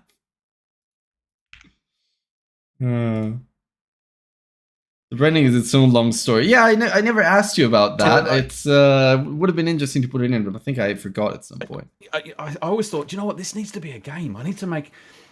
So many people were asking me, you know. Feel free to tell me if you want. If it's a long story, it might take you a while to type it in chat, so don't worry. How do I do that? How do I make things like that? I want to do things like that. And I was like, yeah, I would love to make it so that other people could make these as easily, because obviously a lot of work goes into them. So I had this idea of making the story around the game. We'd done that first game. We built a game called Who is Abby, which is point and click. Now, it's so interesting to keep your previous games as references, because people might want to try them out. For example, I would. It's now an 8-9 hour game. I'd probably make a note of all them. And then, well, obviously, yeah. And again, it came out really well. I'm really proud of it. It's a really, it was a brilliant experience doing it. Friend that I was doing it with, the guy from the Asset Store. Unfortunately, he didn't have the kind of same vision for the Ragdoll game as me. That's the fallout with the guy from the Asset Store, and then Steve comes in. Throughout all of them, I'm either ranting or I'm. And then when I said about, I really want to do the Ragdoll game, he's. Yeah, too much to talk about, but some premise try to do too much, so this is me visually putting myself in the ground. He said, well, I'll tell you what if we do it? And he came on. I think I think I see the reasoning behind it. Yeah, okay. In terms of the business and investment side, and I'll stay on as be the creative and. By the way, you'd be surprised how much shit I do. So I totally relate with that. I do too much. Novel writing, music, writing in general, my day job, and game development, and the podcast, and piano, and reading, and watching films, because I love cinema as well. Too much for one life with a corporate job. I guess I could say. And no money. That sounds a bit weird, but that would be my part, And yeah, so we decided that that's an interesting way to go. So let's do that. So between the two of us, we then said, right, we're going to see where we're at now, really. That's a wild journey, and I love it. I mean, every single bit of it is super interesting. The physics, I liked making levels. This is when we talk about Little Big Planet. Oh, that's such a good game. Such a good Little Big Planet was it the PS3, I think? PS3, yeah, it was PS3. Yeah. So the biggest one I wouldn't have actually thought of, but Little Big Planet 2 was incredible. And even then, I didn't spend as much time on Little Big Planet 2 as I did on Little Big Planet 1. Maybe because it was more complex, and all the logic, all the different ways in which you could make games. I definitely did a lot of my levels in Little Big Planet 1. And then Little Big Planet 2, maybe I did a couple, or I tried playing around with the sandbox mode. But I kind of regret it now, because honestly, Little Big Planet 2's level editor was insane. The level of logic you could put in there was like an engine. And they tried to do the same thing then with Dreams, which was basically an engine. The only part was that it came out on PS4 and the controls were weird. So like something like that, you really need a mouse. You really need pointers. Of course, they supported the PlayStation Move, but PlayStation Move is kind of dead now, isn't it? So thought of, but absolutely, Little Big Planet is a massive. Little Planet is amazing, and now it's with Sumo Digital. Well, I don't know if it's with Sumo Digital anymore. It's game development in general. But right now, I'm mostly focused on 2D. One day, maybe I'll do something 3D. But yeah. Yeah, about that. Actually, yesterday I did some progress on my little jam game. Yeah, nobody in the Discord knows that I'm doing a jam yet. If someone is listening, they will find out now. But it's going well. It's going well. I did some nice camera effects. Yeah, for game jam, I'm definitely going extra. But yeah, I like some polish. There's something about physics in computation. I couldn't really articulate exactly what it is, but I find it so fascinating. Yeah, this is about the physics. Real world consequences, maybe? Consequences, thank you so much. That was the word I was... Well, you wouldn't throw a brick at a person, but you can do it at a ragdoll. You can sort of do these Fair enough. Where are we? Oh, we're very much past the midpoint. This is going so smoothly. But... Okay, this took me a while to realize you weren't talking to yourself. Yeah. Yeah, I guess it can sound like that. Especially because maybe, well, I don't know actually, because maybe my volume on the recording is a little louder because I was speaking closer to the microphone. When I'm streaming, I still don't have like a microphone arm. I will get one, but I don't have a microphone arm yet. Just popping in and getting wildly confused with what was going on. Specifically, Yeah, no, it's a little strange. the- Yeah, it feels like I'm having weird game conversations Fear? with myself. I think it was Yes, spelled, of course. F3. I think it's because at some point I had to raise the volume for Quivscore because he listens to streams and videos with his computer volume at 20%, which I think is criminal to do it. I raise it a little bit, but maybe that makes my volume on the recording sound too much like mine, so it feels like I'm talking to myself. Maybe I'll lower it slightly. They are, right? I don't know if that helps. But Other than, obviously, Half-Life had it as well. No reason whatsoever. Like, maybe I should put like a voice effect when I'm editing this. So like maybe in the G Hub I can put like, I don't know, an alien effect. and so if you where I'm getting to, Why did I laugh? For no reason whatsoever. Like, it was the first game I can remember where literally there were items that were physics based for no reason whatsoever. Like, Okay. so if you where I'm getting to with this is, if you can imagine from her poor her perspective, I'm playing this game, but I'm probably spending more time wandering around knocking monitors off desks just to see what happens. And then, I wonder if I can get that monitor out of the room now. So I'm now back. I mean, honestly, who hasn't played with physics in a game where you weren't supposed to play with? Well, I mean, yes, you were, but that wasn't the main point. So like in Fear, moving computers around, or in Half-Life 2, just using the gravity gun to just move stuff about the place and play around with the physics. It's fun. The physics is fun because you would never lift a barrel in real life. Half-Life 2, yeah, there you go. Jinx, great minds think alike. Yeah, Half-Life 2 does count. Pick a monitor around the. You wouldn't pick up a barrel in real life, but in Half-Life 2 you can. Yeah, we all did it. We all did it. Yeah. The joking around was. And she's just sitting there going, "Oh." But like these little touches are always fun in games. Like I remember in Metal Gear Solid 2, you can basically shoot glasses off a countertop, and there's absolutely no reason for that, but you can do it, and it's fun to do. Yeah, like let me see if I can show you actually that part. Metal Gear Solid 2, shooting glasses. Someone must have done that. Every weapon and item. Well, I don't know if they did. I'll be honest. Picking up the chainsaw blade with a gravity gun in the zombie part was interesting. Oh, yeah, I kind of remember it. Shooting bottles and other break. Oh, there you go. This is exactly what I was thinking about. Like, imagine someone went through the trouble of implementing this shit. Sorry, this stuff. You can shoot the actual bottles on the shelves of the bar. There are no enemies nearby, no one can hear you, and there's even wine coming out of those. There's even alcohol coming out of that. And we all did it. I'm pretty sure a lot, well, not all maybe, but I'm pretty sure a lot of us did it. And I think if you start punching the wall, you will break them too. And you can see shards of glass in the background. You can shoot the ice bucket, look at that. And it does that. This isn't necessarily physics, well, the bottles were. This felt scripted, like the way the ice bucket hopped in place. But yeah, no, it's cool stuff, and yeah, amazing attention to detail. Yeah. Oh wow, you literally had the same message. Look at you. You're a mind reader today, Dan. It's incredible. But yeah, no, amazing attention to detail. And you know, for players who were just passed by, because this area is in the ship at the beginning of the game, and you just pass by this because it's like a very fast-paced section. Actually, this is a moment of rest after you've just had to sneak around some guards, if I remember correctly. But you just go past, like there is an item there. I think that's a box inside the bar, or a weapon or whatever. But like you just go past the section. You don't necessarily interact with the bottles, and someone went through the trouble of implementing breakable bottles.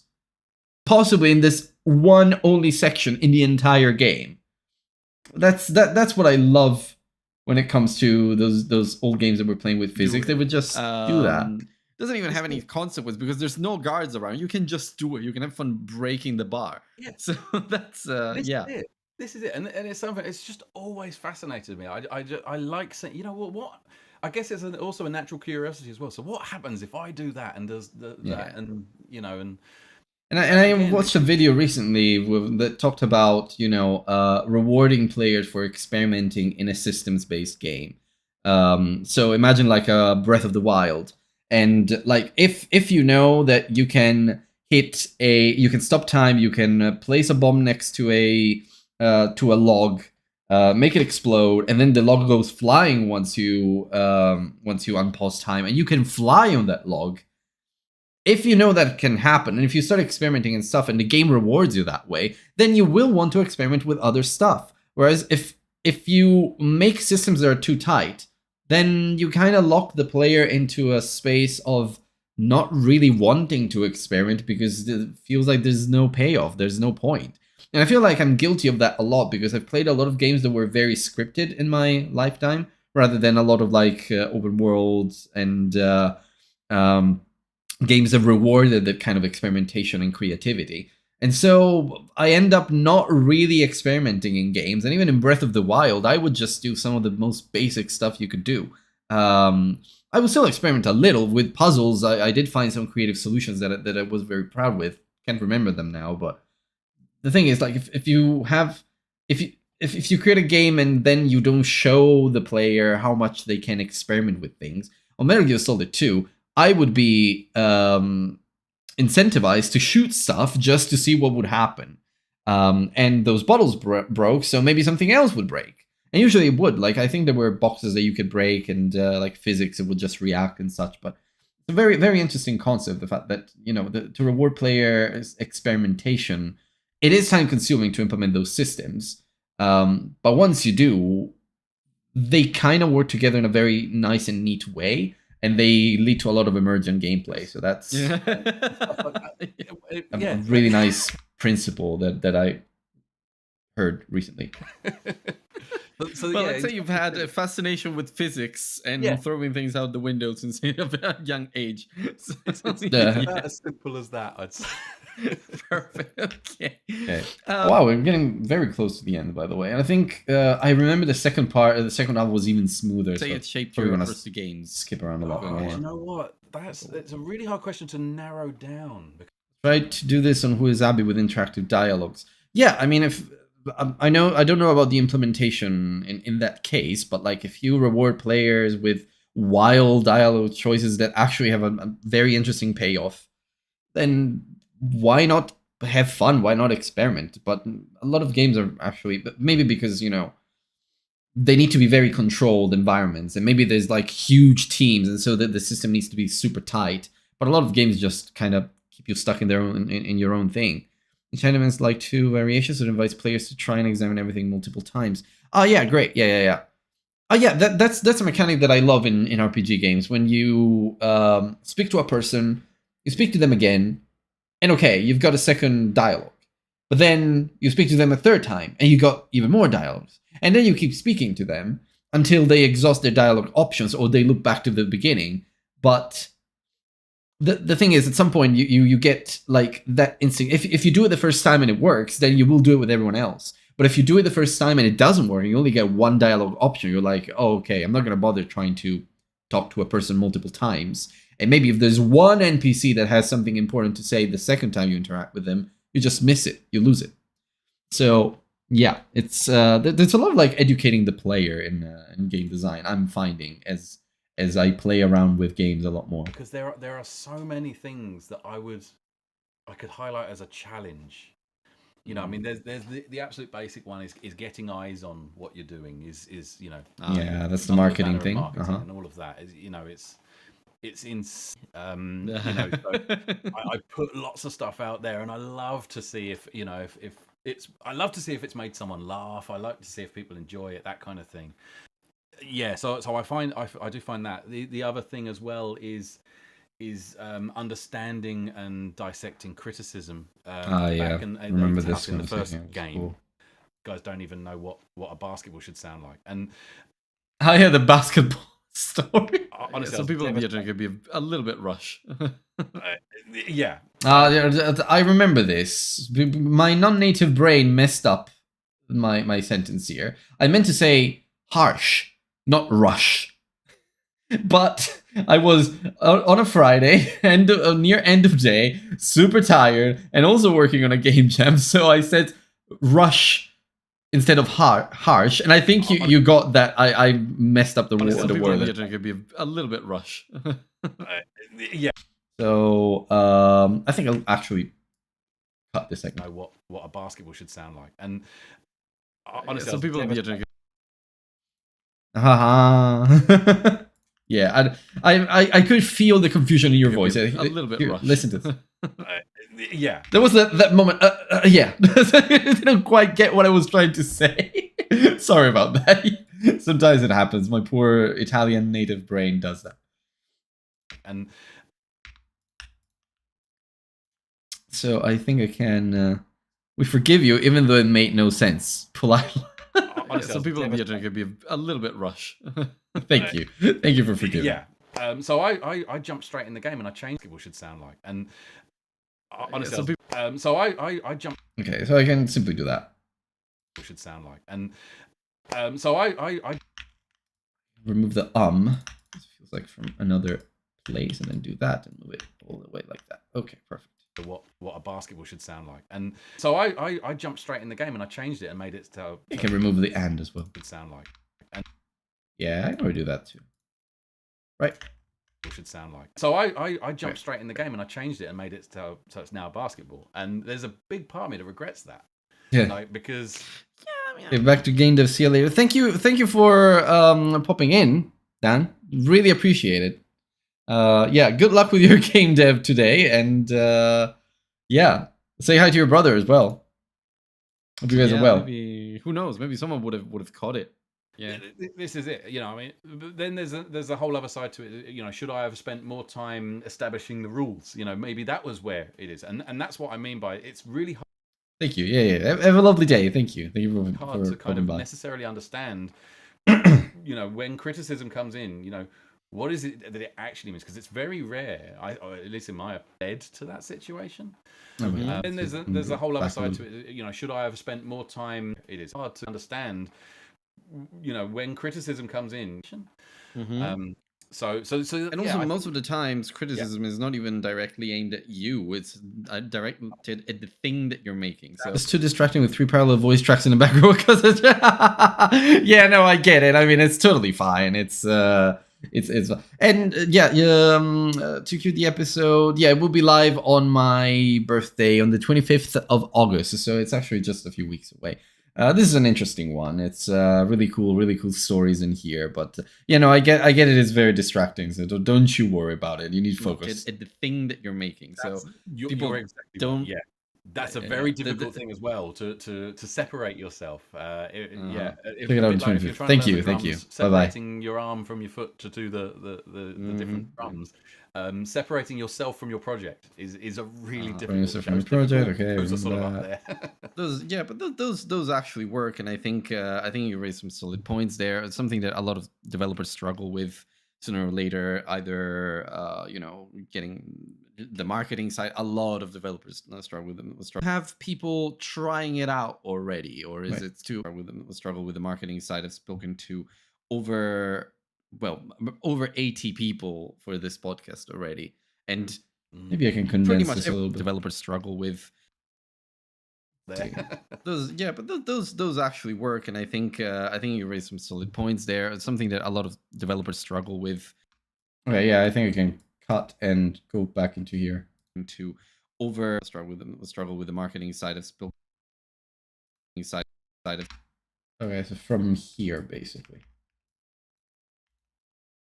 Developers struggle with. I've spoken to over 80 people for this struggle with. I've spoken to maybe that with. I've spoken to no, it's there.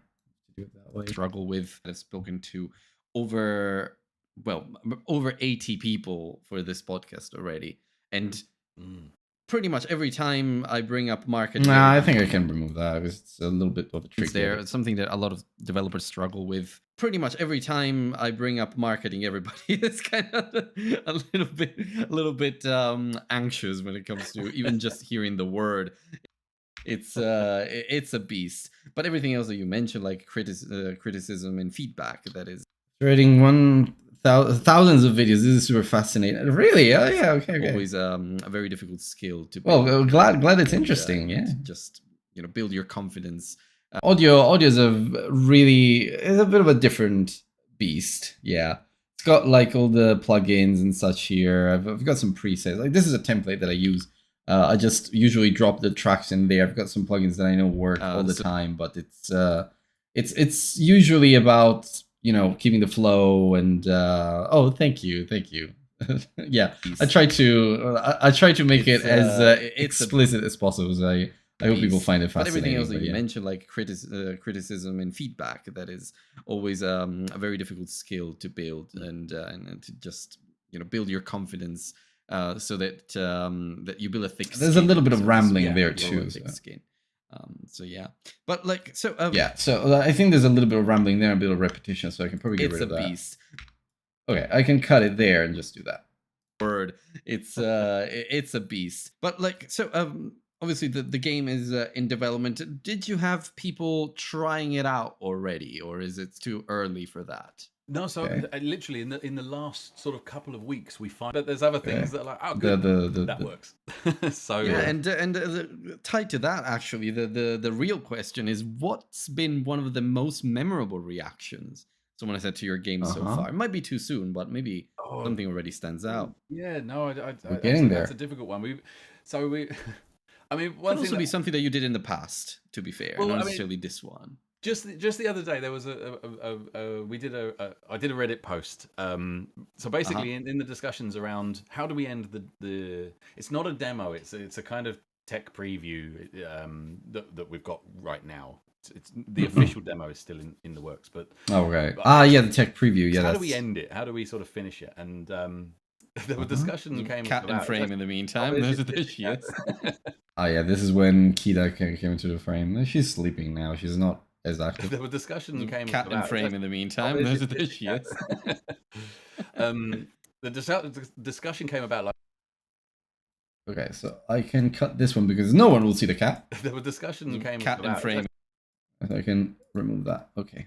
It was how do we end it? How do we sort of finish it? And the discussion came about like, well, can we give away a free boat? A free boat. Just as a bit of a joke, and I was like, okay. I still find it super funny that you plonk a boat in front of the player. At the end, there's a screen that pops up out of the floor, and it says, "Thank you very much for trying the preview." Falls through the ceiling and just lands just in front of you. And I can. The funny thing is, I can exactly visualize how that would look like and what kind of sounds would be involved. It cracks me up just imagining it. It went down really well. It was basically it was pretty much the only Reddit post I think I've ever done positive in terms of the great. And on Reddit, that's good going, right? So on Reddit. Oh, but you said there's a Reddit post. I can find it. I can actually see it. Let's see. Yeah, well, good luck finding it, I suppose. But I suppose maybe you'll have my funeral. Rate my feet. What? Yeah, no, absolutely not. User, rate my funeral. Okay, it might be okay. A music video. Boat.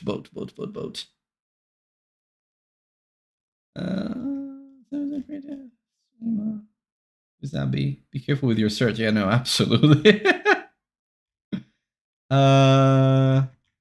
Museum bonus level. Oh no, but that's from your previous game, I suppose. Stronger than it looks. Yeah, maybe it's here somewhere.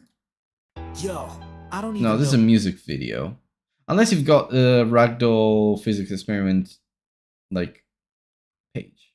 For some reason, initial teaser trailer. No, that's not that. Be that. Let's see. Ragdoll Physics Experiment. The radical physics. Yeah, I don't think I'm gonna be able to find it easily. Okay, well, if you have a link to that to post with the boat, I would love to see it, because it sounds like it's gonna be super fun. It's difficult, yeah, especially if you post in places like Game Dev or Indie Devers or whatever. That's it. So I went on there, and that went down really well. And because that is the kind of humor that is in this game, that was a real solidifier. That was a validator for me. Like, brilliant moment. Amazing. Yeah, no, great stuff. And, the boat could be the answer to this next question, but I'm curious to see what else there is. What would you say is one mechanic or, even element in your game that you're extremely proud of, and why? That's a really interesting question. I haven't really thought much about one specific thing there. I think the boat is pretty high on the list. I have to be honest. So, like I say, it's still early because there's a lot. Should I cut this bit? Yeah, that's a really interesting question. I haven't really thought much about one specific thing there. I think it adds personality. I don't mind leaving it in, even though it adds a little bit of time to it. That's a really interesting question. I think I'll leave it. It's personal. I don't mind. I think the boat is pretty high on the list. I have to be honest. Come from it in terms of because the sandbox side. If you think the idea of bolting and take him out with the bar. I think we can go faster from here. Yeah. So stuff like that's going to be brilliant. But I mean, some reason the link isn't coming on here, so I sent it to you on Discord. Oh, thank you. It's probably because YouTube blocks the links for moderation or something. Okay, let's see. Go to here. Your mandatory onboarding experience. Okay. Congratulations and thanks for completing your mandatory onboarding experience. Please consider signing up for the mailing list. Because you posted as Giraffe Head Studios, not as Rate My Funeral. Okay. Entitle you to a free boat. I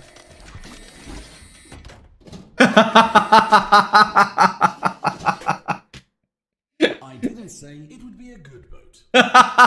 Okay. Great stuff. Yeah, love it. No, but I love. I can see what you were saying about the facility. I don't remember the name of the character. You had a very specific character for him, a very specific name for him, but the AI basically, not the AI. I suppose it is an AI, like the voice and the speakers essentially. I can see what you say. You said about his humor and being a little sassy and also wholesome in a lot of ways. It's funny.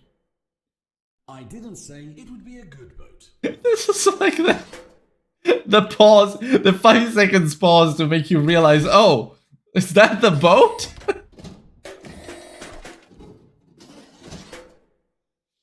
Okay, the voice of the facility. Amazing.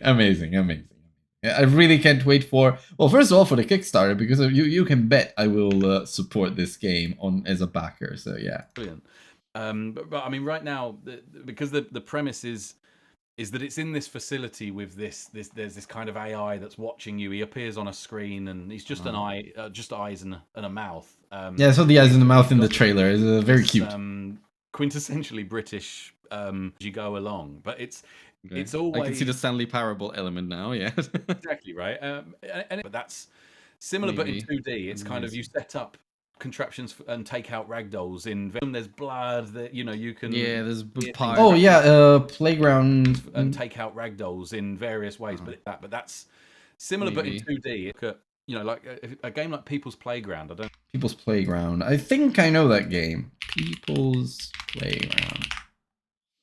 Oh, Playground. Okay. Oh, this is the one. Oh, okay. Oh no, I didn't know this game. I'll be honest though, this seems fun. Okay, probably the wrong thing to say with that on screen, but okay, no, but I see.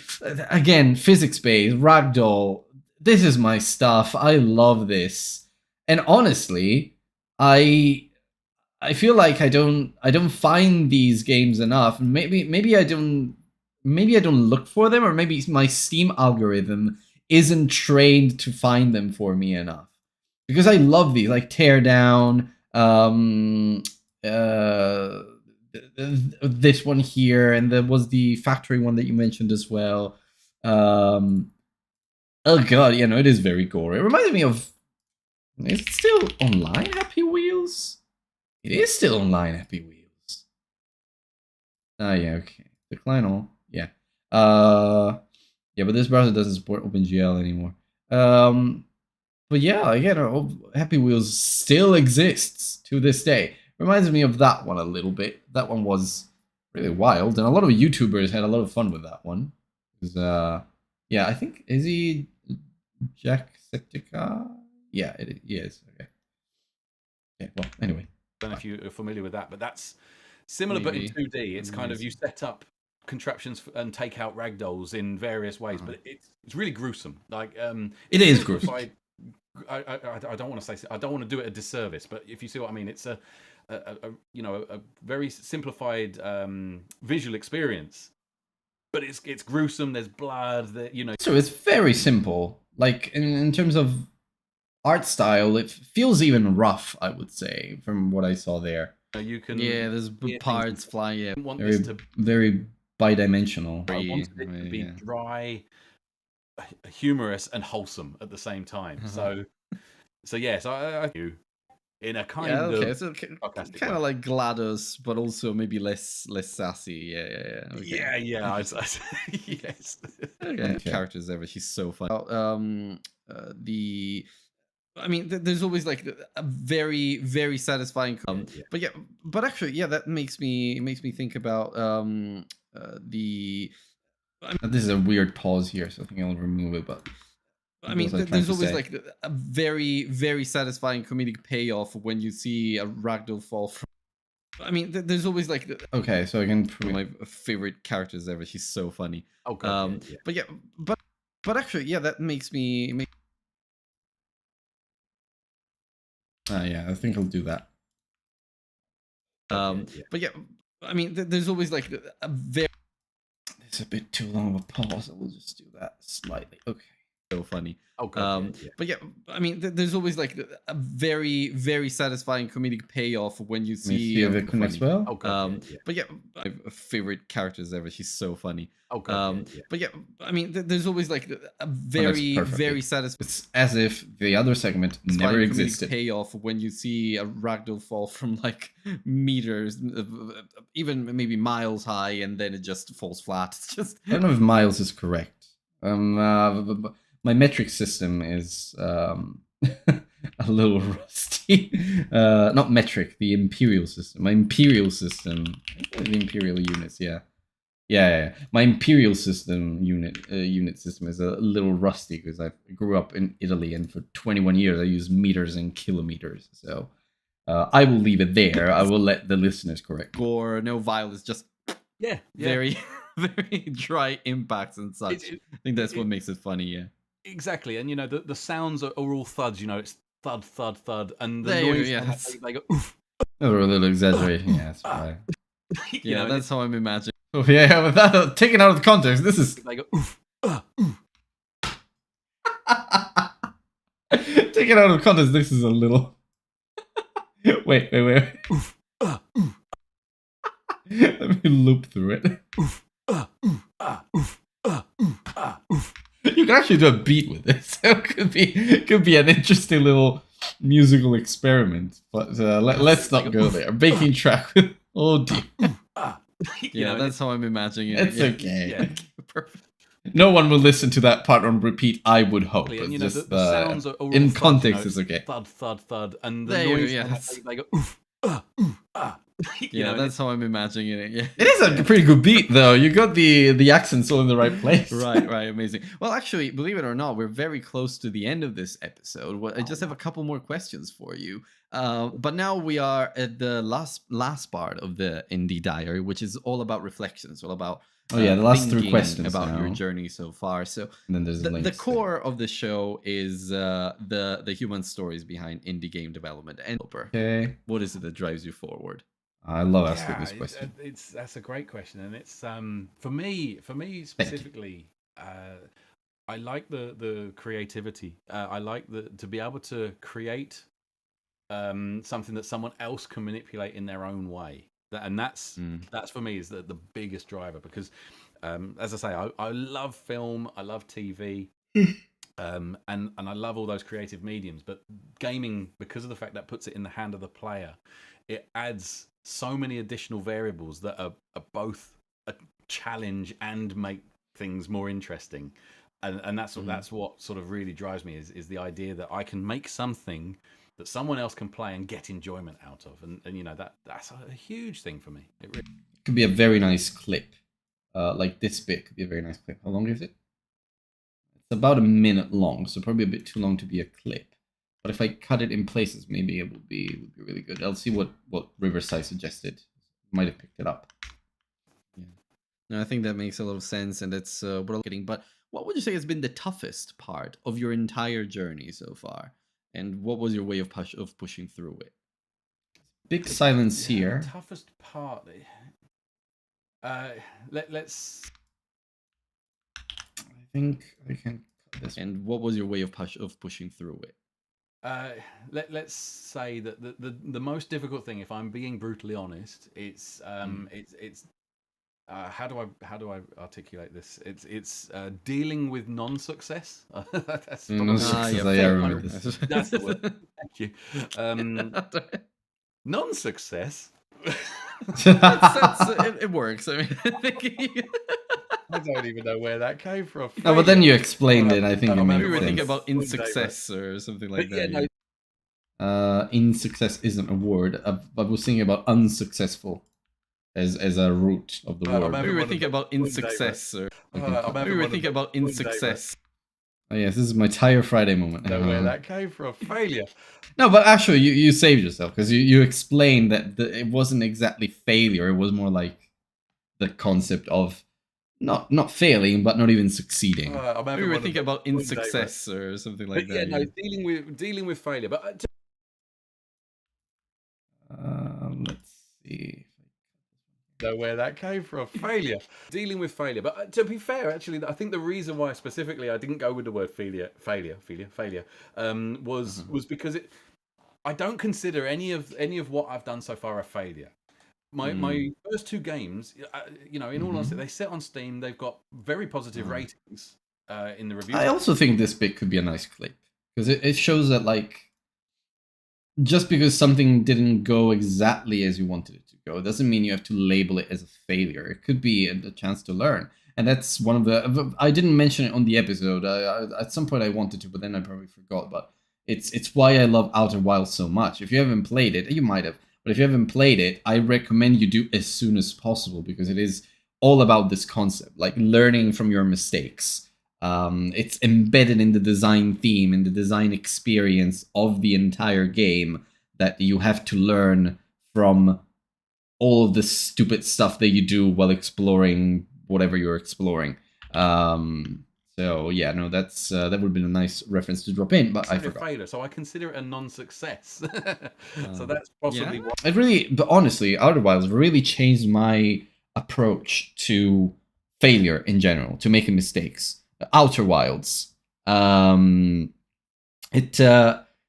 really did change the way I see making mistakes now. And I didn't play a long time ago. I think I played it last year, and 2 years ago, in May 2 years ago, and it changed my way of looking at failure entirely. So okay, well maybe not.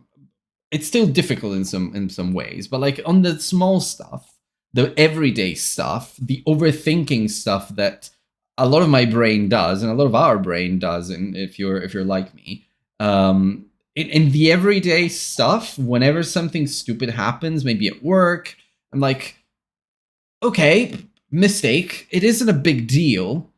I can fix it first, and I can learn from this second.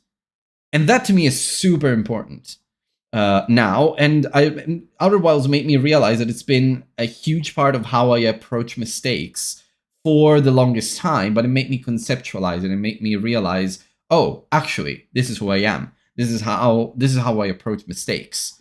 And Outer Wilds had a huge part in that, just because of all the themes that it deals with and the the way it narrates the story around them. So yeah, but really life-changing experience for me, that game. Seen it but not played. I'll take a look. Yeah, I will. As you'll see, even on the Outer Wilds Reddit community, completely spoiler free. I have not said anything about it besides it's about learning from your mistakes. Outer Wilds is the kind of game that if you say anything, you might spoil everything. And it's wild that the community around Outer Wilds has been able to keep to gather around this concept of not spoiling the game for others, because it's such a beautiful experience and everybody needs to experience it the same way with as little knowledge as possible. So don't read reviews, don't read the Steam description. If you can, avoid even watching the trailer, and give it a try. And then if you want, you can tell me what you felt and how you felt afterwards, because to me it was absolutely mind-blowing all throughout. And it's dealing with that. And okay, so, get back on that horse, move on to your next one, learn from what you did or didn't do right or wrong last time, and just... Okay, perfect.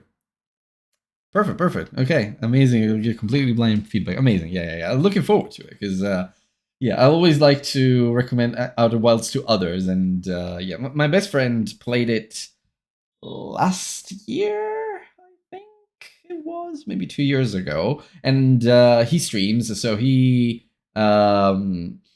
used to stream. Now he's getting back into it, but he used to stream a lot more. And he streamed the whole thing, and it was so great to relive the experience from his perspective. Like, I was seeing his reactions. I wasn't giving him any hints, anything at all. And I was just letting him figure out things for himself. And it was amazing to relive the whole journey from his perspective. So, yeah. Hope you enjoy it. And, we'll look forward to hearing what you think. Have another go. Yeah, and next one will probably be better. And also, that's why a lot of people... You did say it here, by the way. Last time, and just keep or didn't do right or wrong last time. Yeah. And just keep trying. So keep trying, learning what you did or didn't do wrong and right, and then keep going. So that's a thing that I really resonate with on a very personal level. Yeah, and next one will probably be better. And also, that's why a lot of people advise not to make your dream game first. Then maybe you're better equipped to not face it on your third. Yeah, it's a learning nice journey. segment too. Absolutely, yeah. I mean, I wouldn't be anywhere near as far along. This would have fallen flat ages ago. So absolutely, yeah, that makes a huge difference. Yeah, that makes a lot of sense. Okay, message you would leave. What's one message you would leave? Oh yeah, the diary entry or bit. For players, I'll leave the choice to you. This one always. This bit, excited for it. I'm excited for you, honestly. You're gonna enjoy it, I hope. But I think you will. Yeah, I think you will. Even though it may not be your style of game, and I don't know exactly if it is, but I feel like it might be, because you like puzzlers and whatnot. So yeah, you might enjoy it actually quite a lot. But yeah, this question around the diary entry always throws everyone off balance. It's new. I introduced it this year. I didn't have it before. I had it in a different way, phrased it in a different way, but I rephrased it, and I think it's more powerful now. Other developers or for players, I'll leave the choice to you. Oh wow! For you, that's a really challenging question. Okay, so the message, I mean, like I say, I think I can cut this silence. Get your vision and stick to it. If you're talking. Firstly, get your vision and stick to it. If you're talking to a developer, like really figure out what it is you want to do. There's a difference between doing something because you specifically want it to be a success, or you specifically want to create something. And it's understanding that difference as well, because that affects the approach. It affects what you do. If you're making something that you're wanting to put a bit of heart and soul in, then you've got to be prepared for the fact that it may not be as successful as you want it to. But if you're going down the route of success, then spend an awful lot of time doing market research before you begin.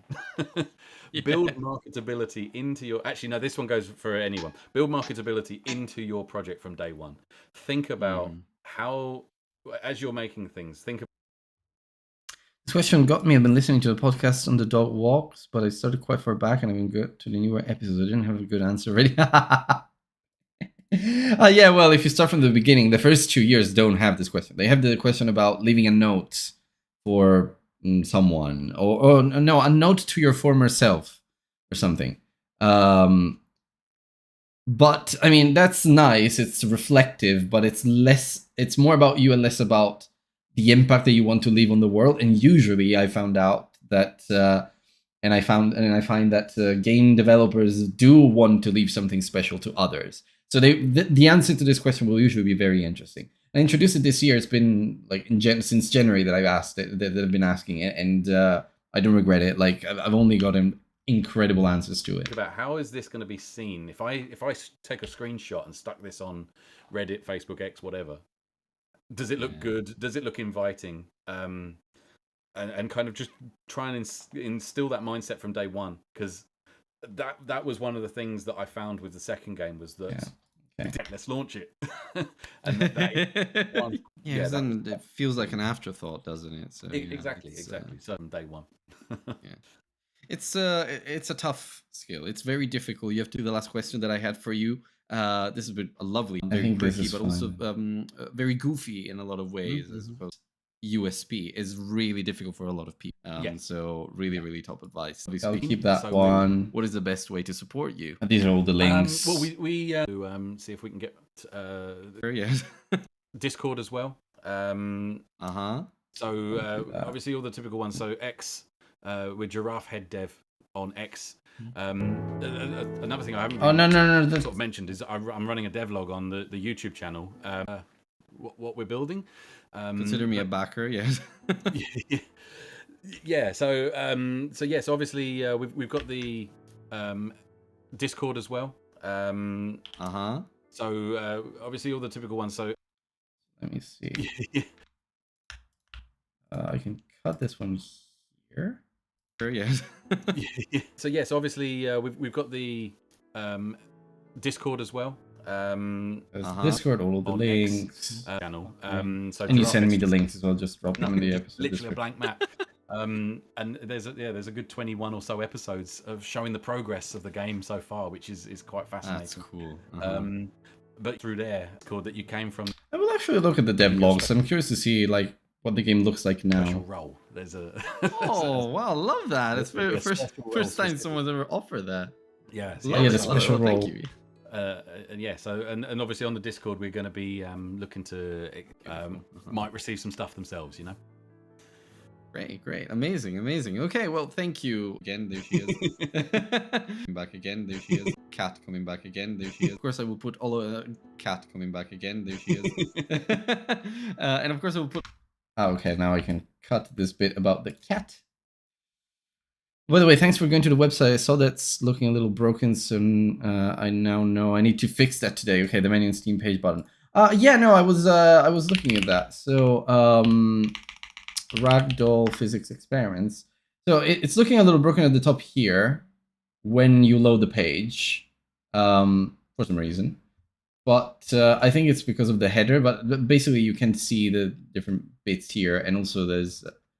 I think it's not putting space between the header and the text over there, so it's kind of overlapping. But I'm sure you noticed that. And I do not see a Steam button unless I am being very stupid. And then the last thing is this one. So Stanley Parable. I think it's misspelled. I think it should be Stanley. But those are the only problems. I think the website actually looks beautiful. Like I love these. It's very much.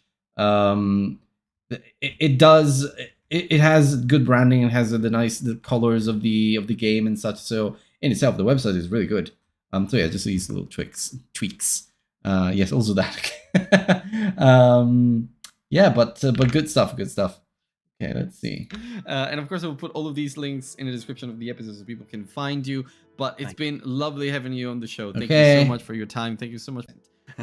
So yeah, thank you for coming to the show. Thank you for wishing you all the best with the game and everything that comes after. For sure. Oh, thank you so much for having me as well. Really appreciate it. It's been likewise. It's been really good fun. Great talking to you. Thanks very much. Thank you. Thank you.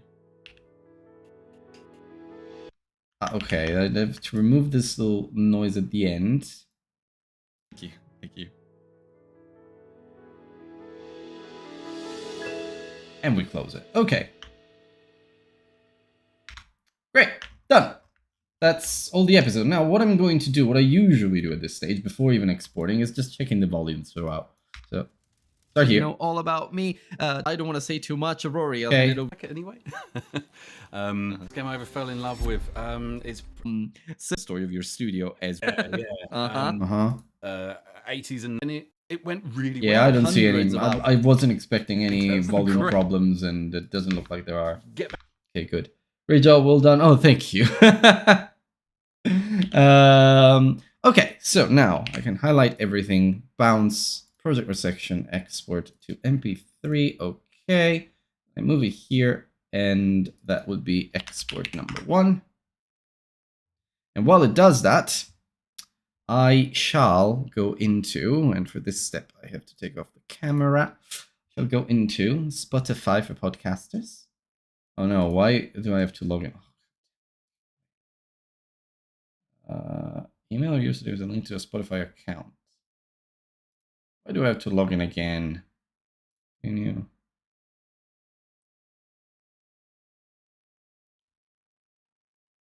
We wait. Okay. So, here on the Spotify for podcasters bit. Oh, I'm getting followers. Good. Still growing. That's nice. So, new episode. Here we go. And now I can re-enable the window. So, where is it? Is it already exported? No, I think it's still doing it. Yeah, almost done though. See? Normalizing, converting to MP3, and we will be ready there. Oof. Very easy edit. Love it. No major issues anywhere. So, we've got the export here. I need to close this window. Got the export here, so I'm going to just check the volumes It's again. a lot of Actually, one day I looked at giving him updates on the point that you wrote, and In all this time. And Yeah, the volumes are how- definitely unbalanced. Okay, 46 minutes. That's not too bad. Usually I am between 30 and 45, so that's perfectly there. Giraffe Head Studios. Okay, so that's Giraffe Head Studios. Now, what do I want the title to be? Yeah, Ragdoll Physics. Not experiment, but Ragdoll Physics in general. No, actually, let's do it like this. Physics-based games. We talked about so many things. The building, creating a sandbox. There was something else, but it will come back to me. Then it's Indie Diary number 76. Now, in this episode, I spent some time with Rory from Giraffe. I won't say Giraffe Head Studios. I think you're the founder of this, but the developers behind Ragdoll Physics Experiment. One of the developers behind Ragdoll Physics Experiments, and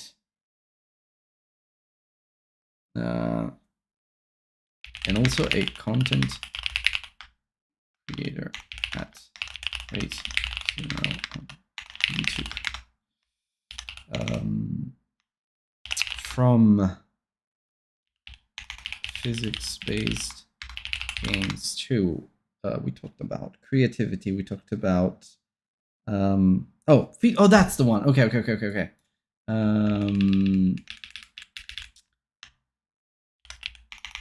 How to handle feedback. Handling criticism in creative projects. This episode is packed a lot of great. Enjoy. Okay.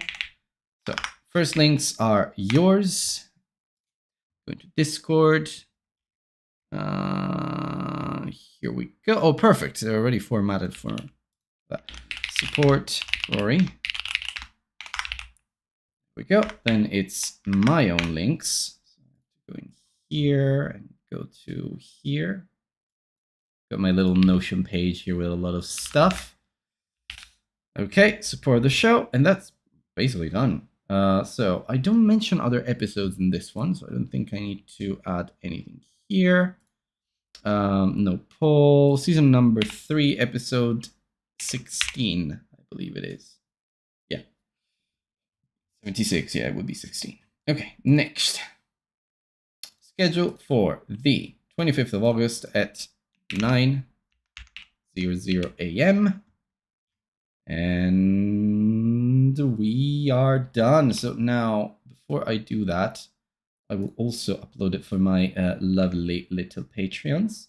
Why am I logged off everything? Oh, I must have cleared my cache at some point. Okay, let me just schedule that one in the meantime. All set, done, good. Got episode until the end of August. And in the meantime, I will also log in to Patreon. Okay, go into here.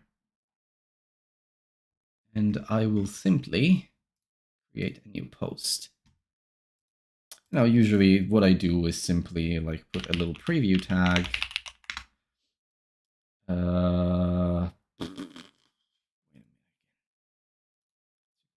Here. Okay. I go here. Basically paste everything.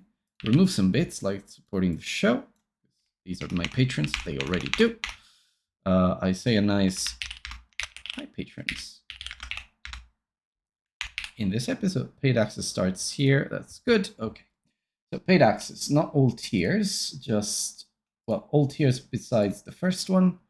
Started doing podcasts on the GHS channel, was really enjoying, but we found it was hard finding the time for it. I want to start it up again. We would be up for it. Would love to invite you and talk about what it's been doing. Oh yeah, no, definitely. Yeah, let's do it. Absolutely. I love doing collabs. I've done a collab with a podcast in my first year. Was the Still Loading podcast. They're always fun. They're always fun. It's nice, and I get to meet new people, and also there's less pressure.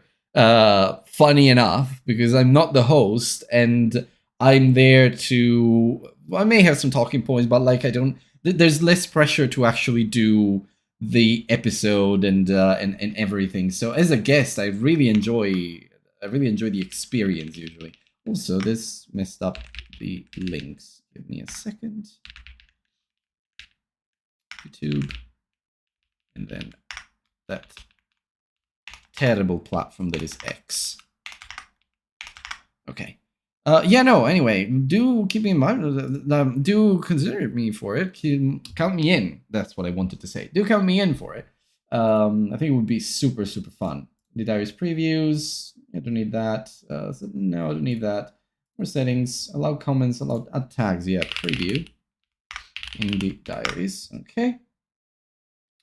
And I need to add an audio. Oh yeah, we grab the export there.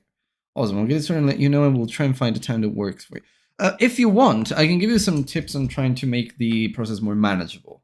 Because I know it's like finding the time for making the podcast is very, very complicated, but actually, I spend no more than as you can see, a couple hours maybe on a weekend to edit the episode itself. And then it's just all the planning and the recording. The planning is what takes time. If you're thinking about doing a podcast between you and Steve only, then it will be more manageable. But if you're thinking about having Q&A with guests regularly, like I do, then it becomes a bit of a logistical nightmare because you have to send a lot of emails, plan it. I have a very effective system. I think it could be streamlined a little more. Emails right now for me are a bit of a problem. They're my time sink in a way, and reaching out to people and such. So I haven't quite figured out a better way to do it. But Riverside is great. Logic, if you use Mac, is great. If not, you could use another program. I think Audacity is fine too. And then there's Spotify for Creators, just distributes your podcast everywhere. And if you want to do Patreon, you can do Patreon, or if not, you're already done there.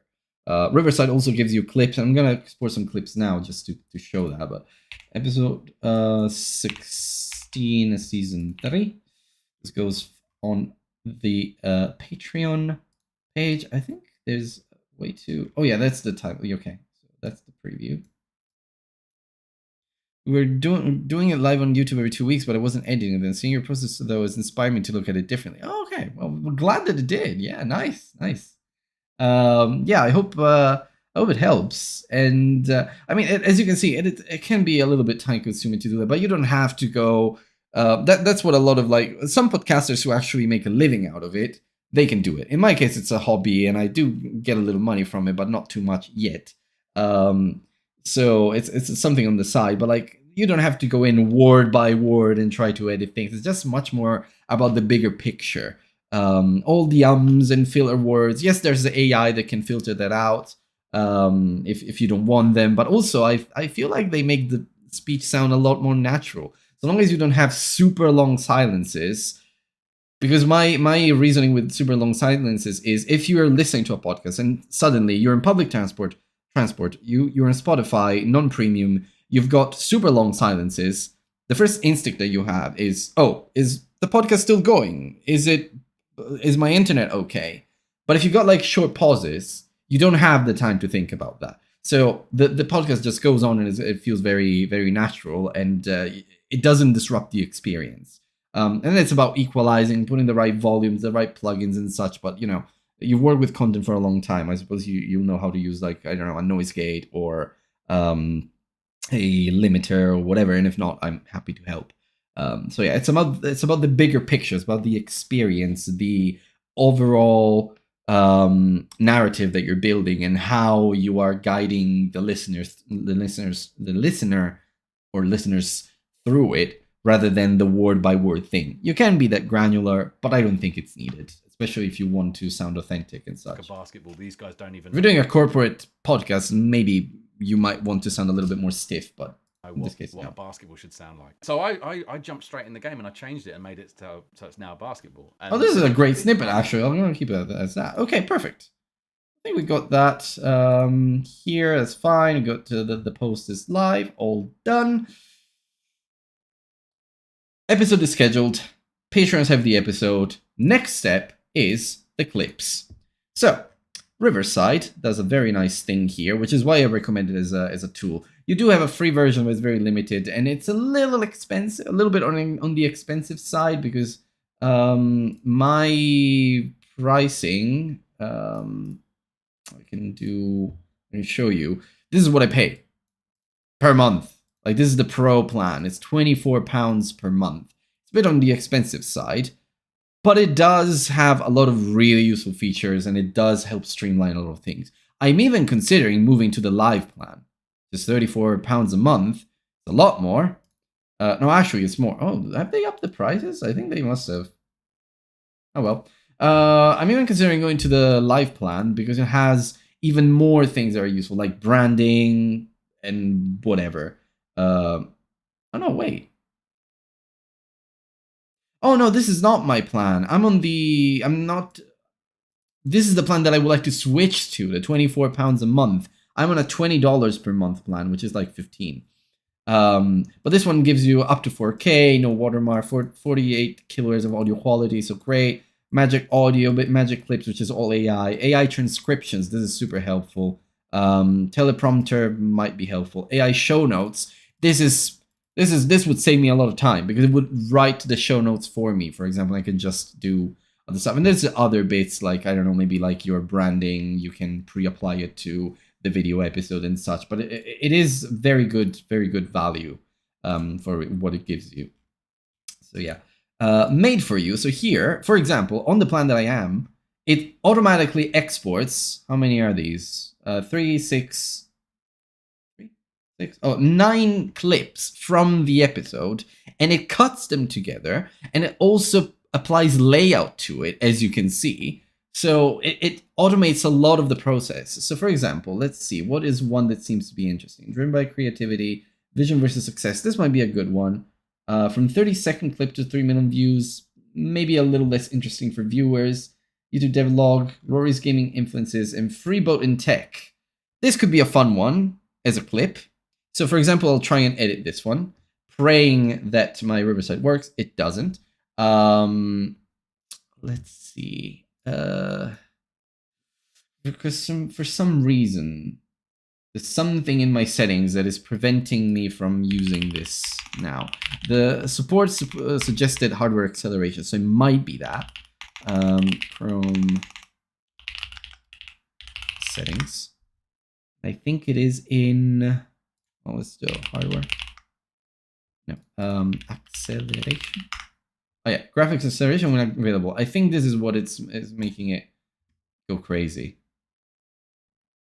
Let's try again. Fingers crossed. It was that. Yeah, okay. It fixed it. Support was actually useful. So, as you can see, it cut everything. It even cuts the silences. There's a 0.4 seconds pause here that it cut automatically from the clip. So basically, in the discussions around how do we end the it's not a demo, it's a kind of tech preview that we've got right now. The official demo is still in the works, but it was how do we end it? How do we sort of finish it? The discussion came. Cat in frame in the meantime. Oh wow! Look at listen to my volume there. Wild. I think I'll put it. No, actually, I think I have to up your volume. Maybe. Okay, maybe that will do. Yes. The discussion came about like, can we give away a free boat? And it was, just as a bit of a joke, and I was like, okay, I'm going to do that. So now this is a nice clip, but it's a little long, I would say, and I would cut it a little bit. Now my audio needs to go down. But for example, I would cut the. Well, maybe I will keep Kita in it just because it's fun. But like for example, there's a little bit of explanation here, and for like TikTok or Shorts, this is. I work in social, so that helps. I'm a content director for a social media agency for my day job. So all of these things I do for clients regularly. So in this case, there's a little bit of an explanation here. Slows down the pace, so I would probably cut that out. So basically, in the discussions around how do we end the it's not a demo, it's a kind of maybe I will cut up here. Maybe you can. Maybe you mention tech preview will be okay. The official demo is still in the works. It was out. Okay, let's see if that one works. So basically, in the discussions around how do we end the tech preview, how do we sort of finish it? That's perfect. It works. Okay. The discussion came about. The audio-wise, video, I saw some jitters, so I'll have to fix it. But the discussion came about like, well, can we give away a free boat? And it was, just as a bit of a joke. So that one I can cut, for example, and we are at 48 seconds already, so that's fine. If I can get it to around 15 seconds would be the perfect, absolute perfection. 30 seconds is acceptable. The discussion came about like, well, can we give away a free boat? And I was like, okay, I'm going to do that. So now, when you get to the end, there's a screen that pops up out of the floor, and it says, "Thank you very much for trying the." I can probably tighten this up too. Click the screen to sign up for our mailing list and get a free boat. And if you press it, the screen goes away, the ceiling opens up, and a boat falls through the ceiling and just lands just in front of you. That's... Most of them it went down really well. I think that's where I can close it, for example. That's where we can wrap it up. Like, no need to... It went down really well. Okay, perfect. That's a good moment. And I also don't want to cut my own laugh because it was just in front of you. Why am I muted here? I shouldn't be. Can I restore this? I don't know why I'm muted. Most of them read it. It went down really. Strange that it muted my laugh. See, it's here. It's this bit. Let me see. Let me do that. Delete, and then we restore it. The whole thing. No, okay. It doesn't want to do that. I think it's maybe because it's like a filler. It sees it as a filler word.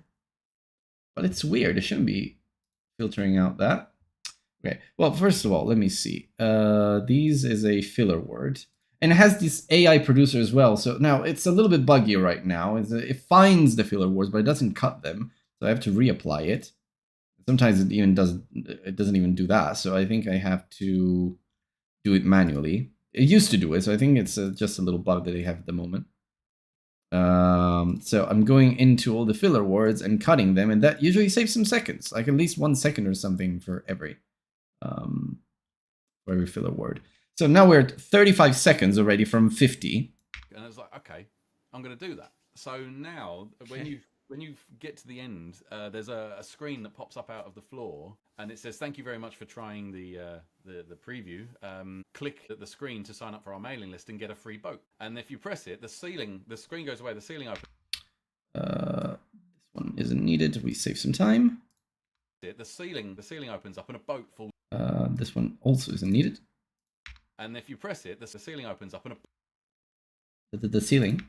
Free boat. And if you press it, the ceiling.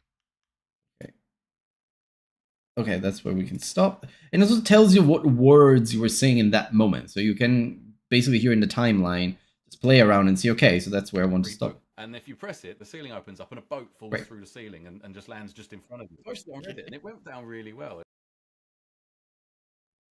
Okay.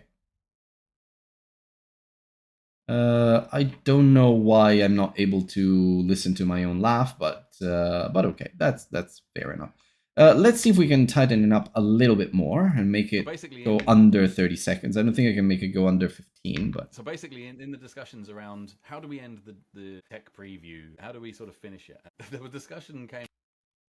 Cat in frame in the meantime. There she is. Oh, that's a bit of a long pause.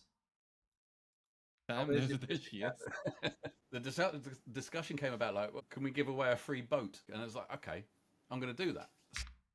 So I can remove that so there's a little bit of a jump cut, and that's you could lose from preview to click it. You could lose from preview to click it. What do you mean?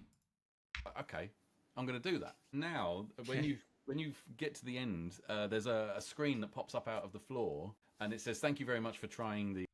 And I was like, okay, I'm going to do that. Now, when you get to the end, there's a screen that pops up out of the floor, and it says, "Thank you very much for trying the Oh, from preview to click it. Oh, okay. Preview to. I think I know what you mean. So there was a. Says, "Thank you very much for trying to preview." Oh, so like this. So we jump to the ceiling opens up. Oh yeah. Fair enough. Okay. Good. Yeah. Okay, I get it. Perfect. Yeah, we're under 30. Okay, great. Yeah, I was starting to think about that, but sort of finish it. let me go back to the beginning and see the whole thing. So basically, in the discussions around how do we end the tech preview, how A little bit of a end the that's the jitter that I wanted to remove.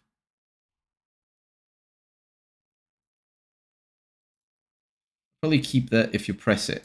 Okay, let's see. So basically, in the discussions around how do we end the tech preview, We end the tech preview. It's a little fiddly after a while, but it's fine. So basically, in the discussions around how do we end the tech preview, how do we sort We end. I need to show also the. In this case, it's a little cut. Correct. And the. So basically, in the discussions around how do we end the tech preview, how do we sort of finish it? The discussion came about. in the meantime. There she is. The discussion came about like. Yeah, no, I think I can cut the kitty. Honestly, should be all right. And we are at 24 seconds, even better. How do we sort of finish it? The discussion came about like. There's some jitteriness in here. Here. How do we sort of finish it? The discussion came about like.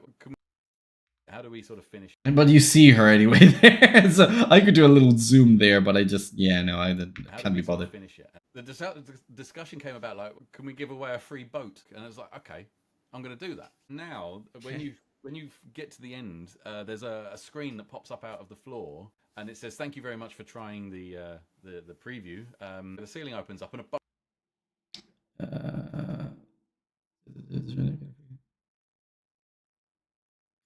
Click the screen to sign up. Look at it if you press it. Yeah, but like it doesn't say what you need to press. I would have to reintroduce click the screen. I think for context it's fine. Trying the preview, the ceiling opens up and a boat falls through the ceiling. But actually, I like the detail of giving them a free boat. Like click the screen to sign up for a mailing list and get a free boat. And if you press it, the ceiling opens up. So we're at 28. No, but I like the detail of you have to click the screen to sign up and get a free boat. So you it's not like the boat comes out of nowhere. They actually sign up for a free boat. I think is part of the fun bit. Let's restore. That's delete. But we're still under 30. We're at 28 seconds, so I'm still happy. So basically, in the discussions around how do we end the tech preview, how do we sort of finish it? The discussion came about like, can we give away a free boat? And I was like, okay, I'm going to do that. Now, when you get to the end, there's a screen that pops up out of the floor, and it says, "Thank you very much for trying the." There's a big pause here. Floor. It says, "Thank you very much for trying the." Of the floor. It says, "Thank you very much for trying the preview." Click the screen to sign up for our mailing list and get a free boat. This one? Yeah, okay. Click the screen to sign up for our mailing list and get a free boat. And if you press it, the ceiling opens up and a boat falls for our mailing list and get a free boat. And if you press it, the ceiling opens. Oh no, okay, wait, I don't need that. Press it, the ceiling opens up and a boat falls through the ceiling. And press it, the ceiling opens up and something there that I don't. Press it, the ceiling opens up. There's something I don't quite get. Maybe there's a repetition there. If you press it, the way the ceiling opens up. Ah, because of away. We can do that. If you press it, the ceiling opens up and a boat falls through the ceiling and just lands just in front of you. I read it and it went down really well. Okay. I think this is the clip. Now, I have to adjust a few things. So like here, the layout, smart layout is fine. But if I go into brand, I have to apply the brand. There you go. So I've got the logo automatically applied to the right. I've got the design applied, the captions. For example, if I get the next plan, I can personalize how the captions look like every time. And so that saves me time going into here, the submenu for the captions, having to grab the captions, having to adjust the size, telling it, oh, I want it on one line. I want the Poppins thing is fine, but I have to change the color of the highlight to be on brand 2. So now we got the subtitles. So if we go back to the very beginning. So basically, in the discussions around how do we end the tech captions. preview, how do we sort of finish it? The discussion came about like, can we give away a free boat? And I was like, okay, I'm going to do that. Now, when you get to the end, there's a screen that pops up out of the floor. A little bit of jitter, but I think it's the Riverside though. What's that? The end. What's that? Look. I do. What's that? What's that random frame there? I don't know where it comes from. Like, it shouldn't be there. Well, I hope it gets sorted in the export. If not, it's just a frame, but it's alright. The discussion came about like, can we give away a free boat? And I was like, okay, I'm going to do that. Now, when you get to the end, there's a screen that pops up out of the floor. It says, "Thank you very much for trying the preview. Click the screen to sign up for our mailing list and get a free boat." And if you press it, the ceiling opens up and a boat falls through the ceiling and just lands just in front of you. I did it, and it went down really well. Okay. I would say this could be a good chance to do something a little bit more creative. Can I? Yeah, I can upload a video. So let me see if I can download the clip from your Reddit. And if I can, say video as, yes. Okay, I can add it to the clip. I've never done this before. I think this would be a fun one to show. So if I upload it, first I have to make sure that it looks fine. So Congratulations and thank. It does. Perfect. And for social media quality, it's fine. So I think I will upload this one. This would be a nice little one to do. And that's the video. So I'm going to, I don't know how it works because I never added a video to, oh, there we go. Okay, done. We've got the video there. I'm going to expand it so that it fills, but I'm going to also mute it because otherwise, shit, you hear shit. This is the end. I have to move it. And I have to also, oh, where did it go? I have to also cut it so that it only shows the part of the boat, which might be a little bit tricky here, but that's, oh yeah, well, it should let me do that. Okay, oh yeah, I think I know what happened there. I have to do it again. Videos there. Okay. Congratulations. Okay, great. So we got it. Let's see. I can expand it past that. Yeah, I think. But I have to see. Oh, that's the boat. Okay, that's the boat that falls. I'm going to just minimize it. And I have to also remove the audio. Not super HD because it's also expanded, but let's see what happens. When you get to the end, there's a screen that pops up out of the floor. It says, "Thank you very much for trying the preview." Okay, I think I just want to show the boat that falls that falls from the ceiling. So, okay, that's the one. The animation of the screen going away is fine. And for a mailing list, if you click it, I think we're over here. Click the screen to sign up for our mailing list and get a free boat. And then okay, so I think I can start the video from here. Oh, no, wait. It's getting confused because... Okay. This is the length of the clip. Where did the audio go? Let me reload the page. Because it does that. Riverside is great. It's a little bit fiddly sometimes. It can have some weird bugs. And get a free boat. And if you press it, the ceiling opens up and a boat falls through the ceiling. Okay, that's where I can end the clip, I think. But I don't know if it's worth moving it a little bit further. Let's see. Screen to sign up for our mailing list and get a free boat. And if you press it, the ceiling opens up and a boat falls through the ceiling and just lands just in front of you. Perfect. Okay, I wouldn't change a thing. Okay, great. The thing that I would change is where to put the captions, because the captions are a little bit in the way. They're on your face. I need to look at the two people layout, which is somewhere. A free boat. And I was like, okay, I'm going to... Okay, it's fine there, but it's not fine usually, so I think maybe I'll move it there. Do that. Now, when you when you get to the end, there's a screen that pops up out of the floor. It's fine. If I make it even bigger, how is it? Because the problem is, if I put it too low, then the YouTube Shorts caption is going to cover it. Put it too high, it's going to cover my face in some bit, which I don't care that much. Oh no, that's fine. That's good. To do that now, when you get to the end, there's a screen that pops up out of the floor. Great. It says, That's "Thank you good. very much for I think trying I'll keep it there. the preview."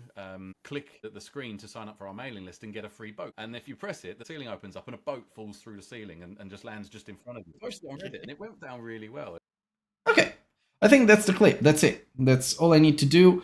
9x16 is the only format that I need because I post on YouTube Shorts, Instagram Reels, TikTok, and Threads, which supports 9x16 now. So I don't have to export in any other format. Let me watch it again just in case. See if there's anything I can adjust. So basically, in the discussions around how do we end the tech preview, how do we sort of finish it, the discussion came about like, can we give away a free boat? And I was like, okay, I'm going to do that. Now, when you get to the end, there's a screen that pops up out of the floor. It says, "Thank you very much for trying the preview." Click the screen to sign up for our mailing list and get a free boat. And if you press it, the ceiling opens up and a boat falls through the ceiling and just lands just in front of you. I posted it on Reddit and it went down really well. Okay, yeah, I love it. Okay, great. Yeah, really nice and sweet. And I think this is gonna be this is a fun one, really fun clip. Usually I publish a lot of like serious clips about creativity and believe in your own game and whatnot. But this is great. I should have more of these clips. Let me see if there's any more optimizations that I can do, but it doesn't sound like it. It sounds like the tracks are fine, the volumes are okay. This track I can completely disable because it's not needed here. Don't need to record anything. Uh-oh. I clicked something I shouldn't have clicked. All right, yeah. Okay. No, please don't do that. Nice to mix it up by adding a boat every now and then. Yeah, a boat that falls through the ceiling, absolutely. Okay, so I think I can click export. I will export in 1080p, normalize audio levels if possible. There's no background noise, so I don't have to worry about that. Export video. It'll take a little bit to export, but in the meantime, what I can do is go into buffer. This is my lovely little buffer system. Nothing secret over here either. And if we go on the 25th of August, we've got all of these beautiful channels. I'm going to wait for the video to actually... how to properly end a... I'm gonna call it demo. Even though it's not exactly accurate, but yeah. Can I do something like... I don't know if it's supposed to be... Let's simply do my emojis here. How to properly end a demo. How to end a demo the right way. How you end a demo, something like that. Maybe AI can help me with rephrasing. Technically, I'm a writer, but... Ways to effectively conclude a presentation. No. That's not what I meant. Okay, maybe AI is a little bit stupid still. Okay, so the export is ready. I can go in exports. I got an email on my watch. Download. Okay, we got the clip. So now I can just upload it here. And we're going to go into customize for each network. Now we got, that's the reel. Great. There's the YouTube short. Looks great. And that's threads. Looks great. Threads is where I usually add a little bit more words. So in this case, how to properly end a demo. I'm not a fan. I don't think it's punchy enough. How you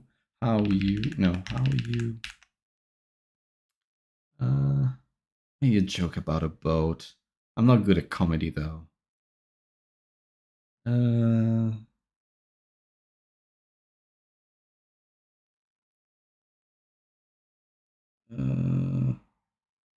Let's see how to.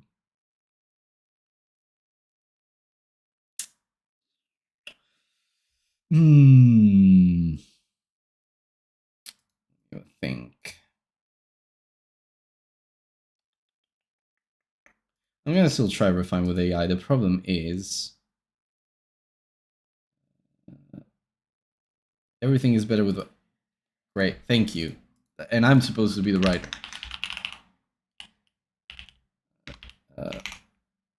Everything's better with a bow. I kind of need like some keyword in there, like game and whatnot. I could use the hashtags, but I guess I can use the hashtags.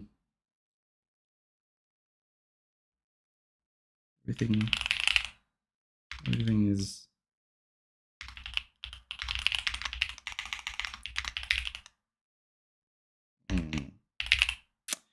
I've seen this this style for YouTube Shorts where people capitalize one word, like they put one word in all caps. But I don't think it applies to this one. I could do it with bow, but then it looks weird because it's got the emojis next to it. Everything is better with a bow. So you know what? I'll keep it as that. But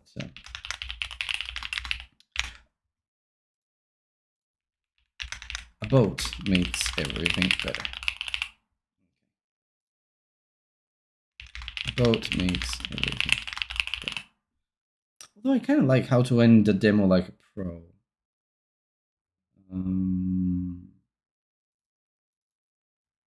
I'll think about it. It's time before it goes live, so I can rethink it.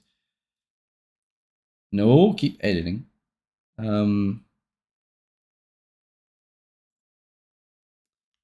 Ever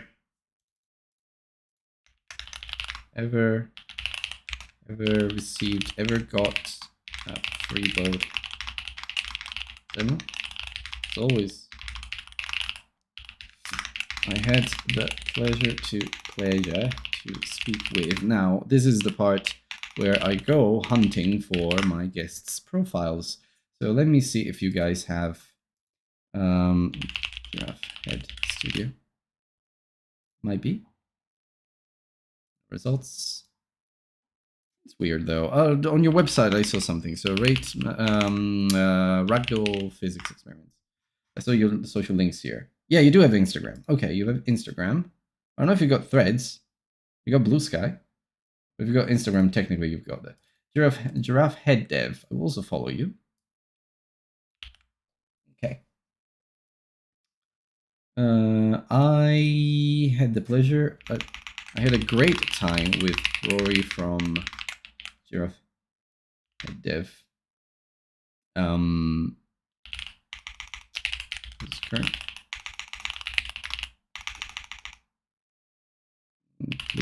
working on a bonkers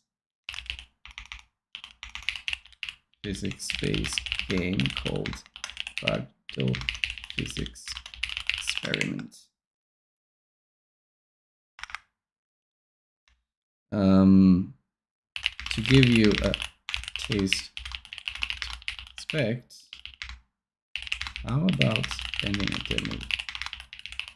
No, how about giving free vote at the end of the demo? Something like that. I will probably rephrase it before it goes live, but why doesn't the emoji work? Point down, then eyes. Eyes, thank you. Oh yeah, okay, I've got them there.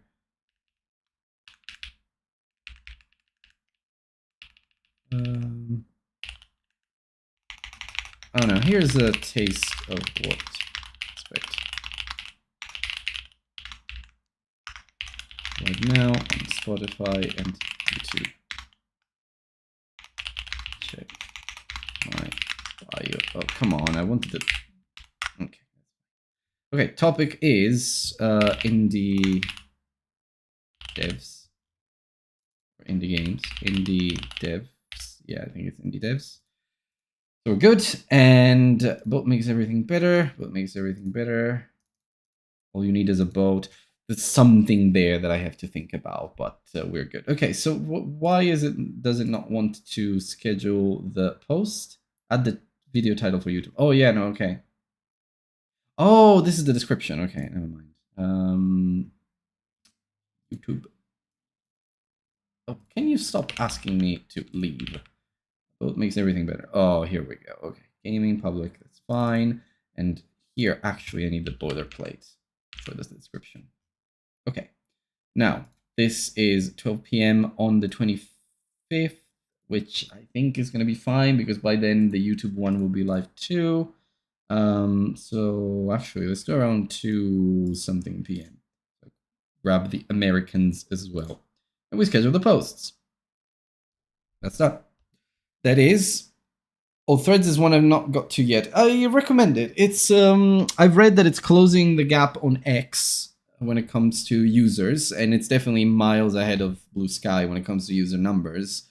Blue Sky had a really nice moment when Elon Musk did something. I don't even remember what it was last year, around November, I think, and it had or around February. I don't remember this year, but Blue Sky had a really nice moment of growth where it went like it had millions of users added in just a week, and it got to like 25 million, but then it slowed down a lot, and now it's just basically dead in terms of user numbers and monthly active users. Threads, on the other hand, Meta keeps expanding, it gives it new features, it keeps growing, and also the fact that it's connected to Instagram means that a lot of people just create an account just to try it out. There are some decent numbers of engagement. I think engagement on Threads is more meaningful. Maybe you don't get as much, but it is more meaningful. Like you get more comments, you get people just commenting. Well, these are bad examples, but like this one had 4 comments. Then there were some bits at some point. I had like, yeah, here on this one, on this game announcement, I had some comments. I routinely get comments depending on how. Oh, I remember a post about Clair Obscure. Clair Obscure. That was not this one. This one here, and I had 59 comments on this one.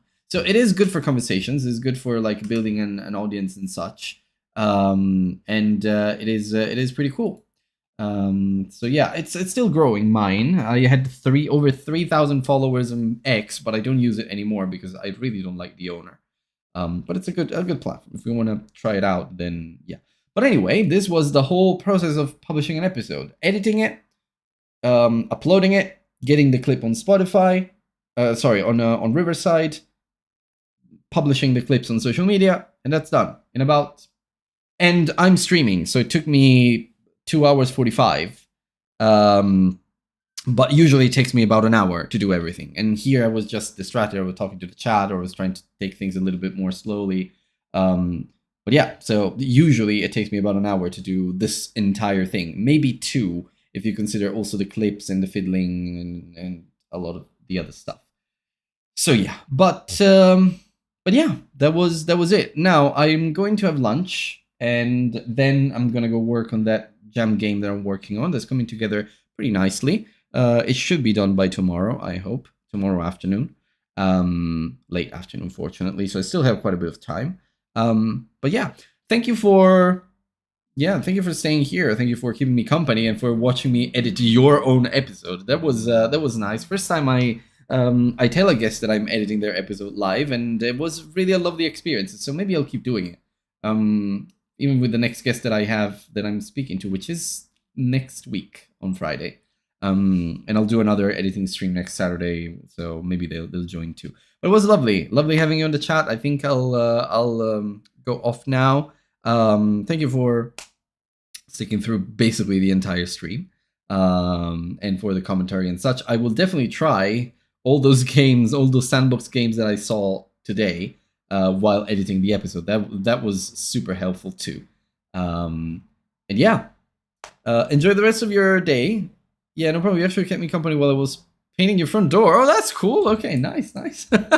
Well, enjoy the rest of your day. Tell me if you play Outer Wilds. I think that's it's something that I definitely want to know about. And yeah, good luck with the Rite of Physics experiment. Can't wait for the Kickstarter. I'm going to support it for sure. And yeah, see you around. Stay in touch. We'll see you on Discord or whatever. I'm sure we'll speak again at some point. Okay. Bye-bye.